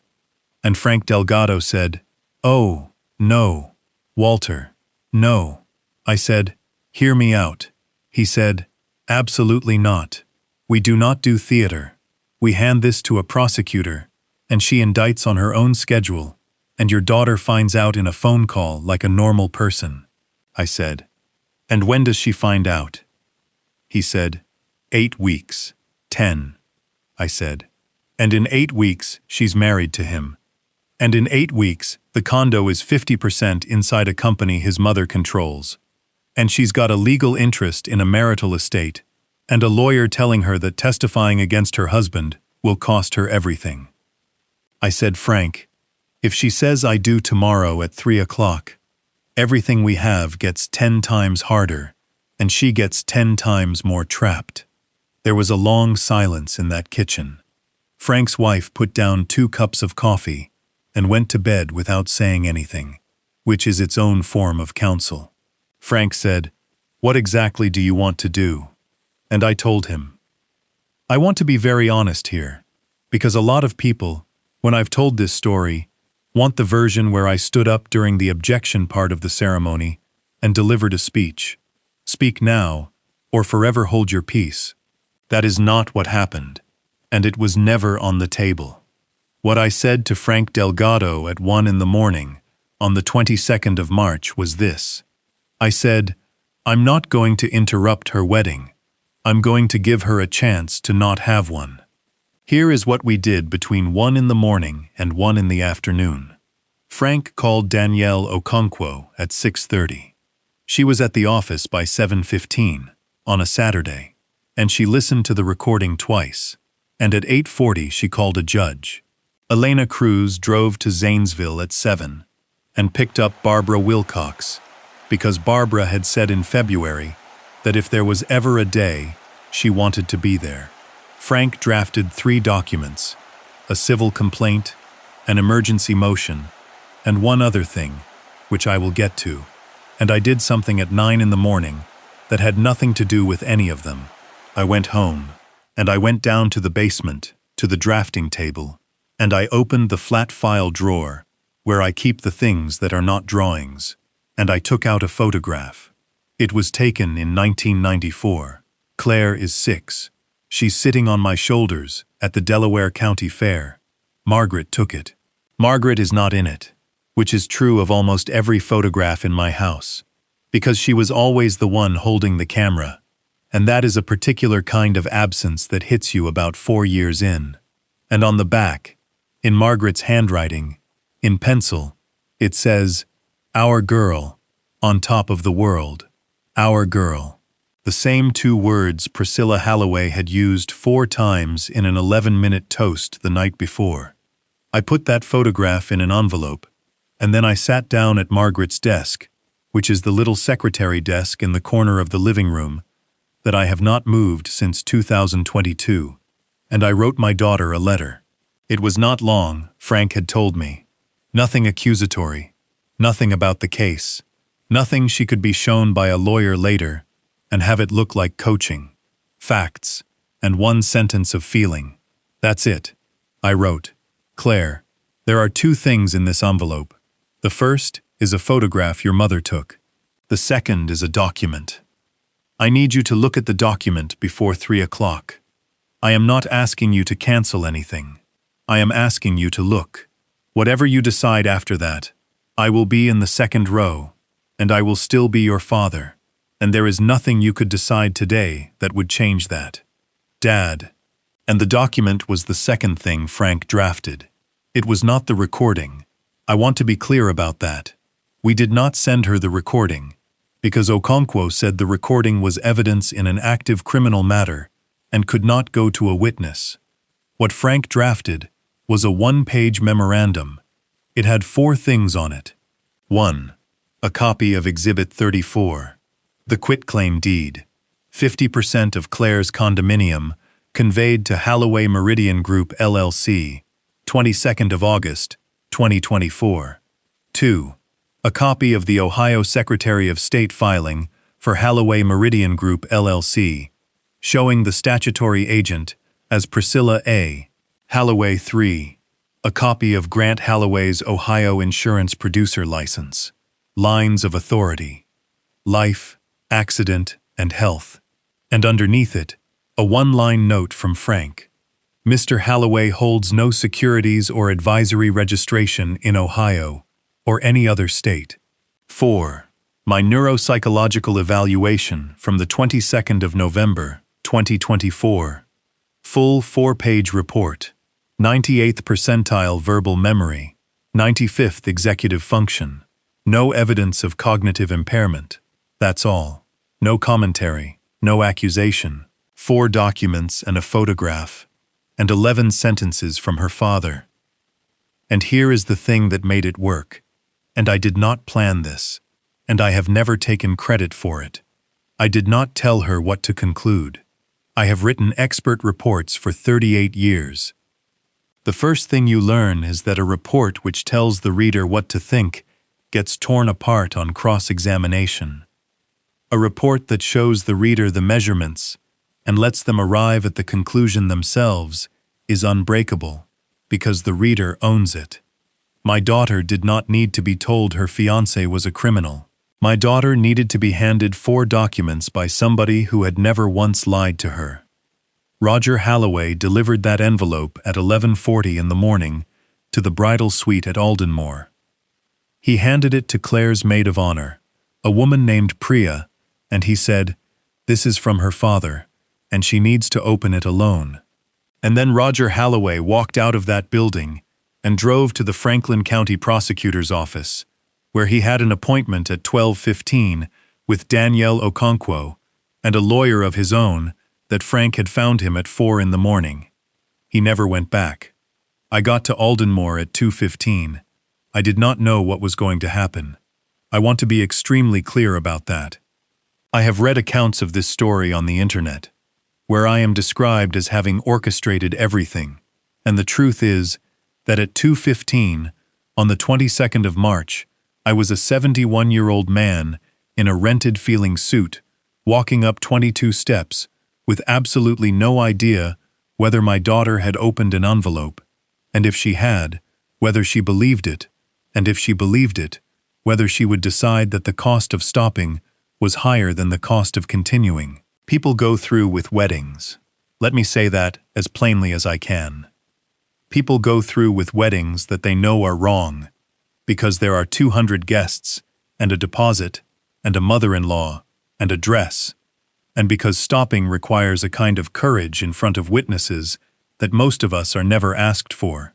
I sat down in the second row on the groom's side at 2:40. Priscilla Halloway came down the aisle at 2:50 in a gray silk dress and stopped at my row and put her hand on my shoulder and said, "Big day, Walter." And I said, "Yes, it is." At 3 o'clock, nothing happened. At 3:05, nothing happened. At 3:12, the string quartet played the same piece a second time, which is the universal signal at a wedding that something is wrong. At 3:15, Grant Halloway came out from the side door with the officiant and stood at the front, and he looked good, and he looked calm, and he checked his cufflinks twice. At 3:21, a woman in a headset came down the side aisle and said something to Priscilla Halloway, and Priscilla stood up and went out through the side door, and she was moving very quickly for a woman in heels. At 3:26, my daughter walked into that room. She was not in the wedding dress. She was in the gray sweater and jeans she'd worn to the rehearsal that morning, and she had her hair half done, and she was holding a manila envelope in her left hand, and she came in through the main doors at the back of the room rather than the bridal entrance, which meant she had walked around the entire outside of that building to do it. And 120 people turned around, and Claire Ashford walked up that aisle, alone, past all of them, and she did not look at Grant Halloway, and she stopped at the second row on the groom's side, and she said, out loud, in a room that was completely silent, "Dad, is this real?" And I stood up, and I said yes, and my daughter said, "All of it?" And I said, "All of it. And there's more. And it's worse." And Claire turned around and looked at the man she was supposed to marry in 11 minutes, and she said one sentence. She said, "You had me sign my house over to your mother." Grant Halloway said, "Claire, whatever he's told you," and she held up the envelope, and she said, "He didn't tell me anything. He sent me the county records. What happened over the next 9 minutes I have reconstructed carefully, because I was standing in the middle of it, and my memory of it is unreliable, in the specific way that adrenaline makes memory unreliable. I have checked it against 4 other people. Priscilla Halloway came back through the side door. She came in fast, and she came in warm, which I want you to appreciate as a piece of craftsmanship, because that woman assessed a catastrophe in under 4 seconds and chose warmth. She said, "Claire, sweetheart, what on earth?" And then she saw the envelope, and she saw me standing, and she made her only mistake of the entire 11 months. She said, "Walter, What have you done? Not what's happening. Not what's wrong. Walter, what have you done? And 120 people heard a woman assign responsibility for a disaster before anybody had told her there was one. Claire said, Priscilla, is Holloway Meridian your company? And Priscilla said, Honey, this is not the time. And Claire said, Is it your company? And Priscilla Holloway said, It's a family holding entity. It's a completely standard. And Claire said, I own a condominium, and half of it belongs to you. And Grant said, That's not accurate. And Claire turned to him and she said, Which part? And he said, It's a 50% undivided interest held for asset protection purposes. It's a tax structure. We talked about this. And my daughter said, I signed it in 20 minutes. And Grant Holloway went very still, because he knew where that number came from. There was exactly one place on earth she could have gotten those 3 words, in that order, and it was a room with a fireplace and a map on the wall, 17 hours earlier, and there had been one other person standing in the doorway. And he looked at me, and I looked back at him, and I did not say anything, because I had spent 70 days not saying anything, and I had gotten very good at it. And Grant Holloway said, You were in the map room. And I said, Past the library. On the left, the doors at the back of the room opened at 3:34. Danielle Okonkwo had gotten a warrant at 10:50 that morning. Not for an arrest at a wedding. I want to correct that, because the internet version of this story has a SWAT team, and there was no SWAT team. There were 4 people, 2 detectives from the Franklin County Sheriff's Office Financial Crimes Unit, 1 investigator from the Ohio Department of Insurance, and Elena Cruz, who was not law enforcement and who stayed at the back. They had a search warrant for the Holloway residence in Bexley, executed at 11:15 that morning, which is why Priscilla Holloway's phone had been buzzing since 12 and why she had left the room at 3:21. And they had an arrest warrant for Grant Michael Holloway on charges of theft from a person in a protected class, forgery, and telecommunications fraud, based on the Wilcox file, the Aoki power of attorney, with the expired notary, and a sworn statement given at 12:15 that afternoon by Roger Allen Holloway. Not the recording. I want to be precise about that too, because people always ask. The recording was not the basis of the arrest warrant. The recording came in later, at trial, and it did the work it did there. The arrest warrant came from Roger. They arrested him in the aisle. Not roughly. There was no struggle. A detective named Alvarez said his name and asked him to step out of the row, and Grant Holloway looked around that room at 120 people in wedding clothes, and something happened to his face that I have only seen twice in my life, both times on job sites, both times on the face of a contractor who has just understood that the report is going to say what the report is going to say. Priscilla Holloway was not arrested that day.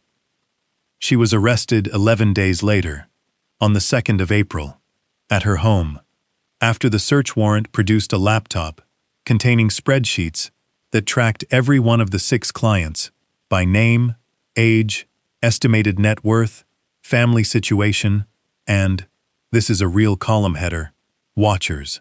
My name was in the Watchers column. So was Barbara Wilcox's. Barbara Wilcox was sitting in the 11th row that afternoon. She had driven from Zanesville with Elena at 7 in the morning and sat through the whole thing.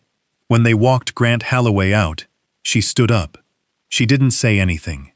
She just stood up, and she watched him go past. And her uncle had been dead for 3 years and 8 months. I'm going to tell you about the rest of it in numbers now, because that's how I think, and because I promised you specifics. Grant Michael Holloway was indicted on the 11th of April on 19 counts.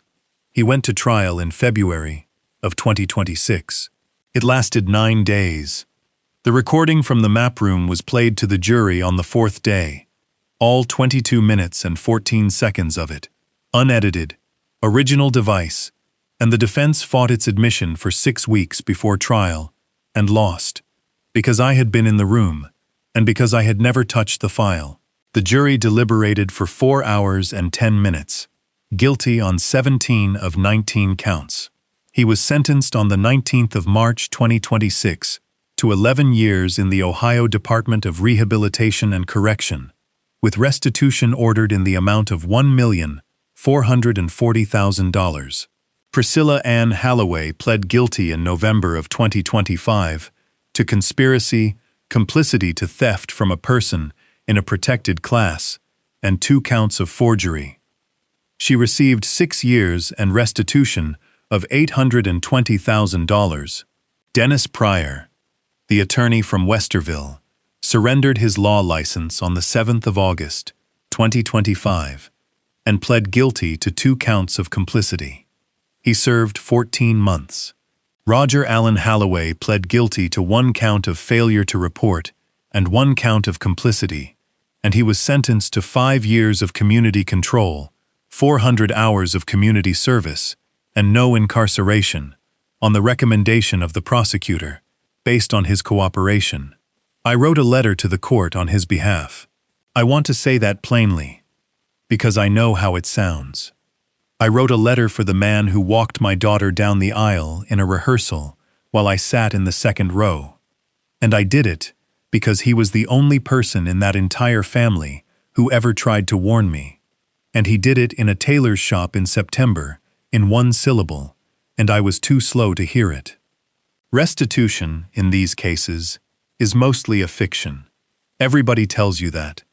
A judge orders $1.4 million, and you collect 9 cents on the dollar over 20 years. Here's what actually came back. The annuities were rescinded.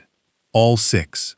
That was the Ohio Department of Insurance, working with Theodore Marsh, and it took 14 months, and it returned $3,910,000 to 5 estates and 1 living 93-year-old woman in Delaware County named Mrs. Aoki, who got her mother's money back at an age when she had stopped expecting anything. Barbara Wilcox's family recovered $281,000, and Claire got her condominium back. The quitclaim was voided in November of 2025 on grounds of fraud in the inducement. It cost her $19,000 in legal fees and 8 months of her life, and she paid every dollar of it herself and would not let me contribute, which is the most Ashford thing that has ever happened. I lost nothing. I want to be extremely clear about that, because it is the strangest part of this whole story. Walter Ashford, the man at the center of a $1.4 million elder fraud case, was never actually defrauded of a single cent. They never got to me. The paperwork was scheduled for April, and the wedding was in March, and the entire machine came apart 3 weeks before it was supposed to touch me. The victims were 6 other families I had never met, and the reason I found them is that somebody made the mistake of trying to take my daughter away from me first, 6 months later. It's September of 2026, as I record this. The house is still on the corner lot in Clintonville. Doris Whitaker still has a bad hip. Margaret's Buick is still under the cover in the garage, and I still can't sell it, and I've stopped pretending I'm going to. Claire moved in for 4 months after the arrest. That was not planned. She showed up on the 24th of March with 2 suitcases and stood in my kitchen and said, "Dad, I don't want to be alone in that condo." And I said, "Take your room." She stayed until the end of July. We did not talk about it for the first 3 weeks, not once.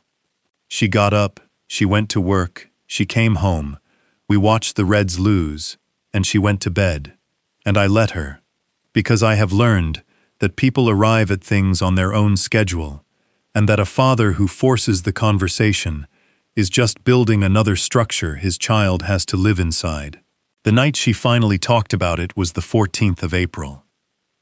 She came down at 11 at night and sat at the kitchen table and said, "I need to ask you something, and I need you to tell me the truth." She said, "When you called me in November about the invitation, and you said you were bad with dates," she said, "that was on purpose." And I said, "Yes." and she cried harder than I have ever seen an adult cry, because she had spent 3 weeks believing that her father had been slipping, and she had missed it, and the thing that had been eating her was not that she had almost married a criminal. It was that she thought she had failed to notice her dad getting old. And I had put that there, deliberately, for 70 days. I told her everything, all of it, in order, from the tightening in my chest at Verona in March, to the tea in Doris Whitaker's kitchen, to the $940 exam, to Roger in a Bob Evans booth, to the doorway of the map room.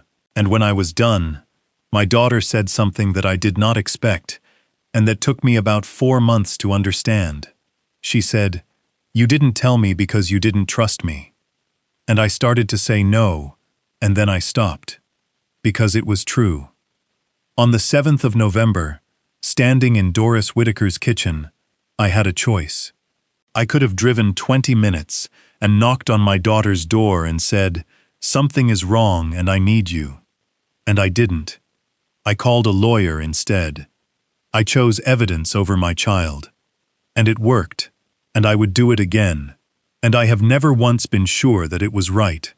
I said that to her, out loud, at the kitchen table, at midnight, and Claire said, "I know why you did it." And I said, "That's not the same as it being okay." And my daughter said, "No, it's not."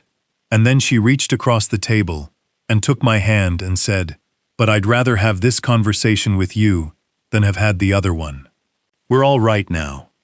I want to be honest about the shape of it. We are not fixed. We are all right. And those are different things. She calls on Sundays.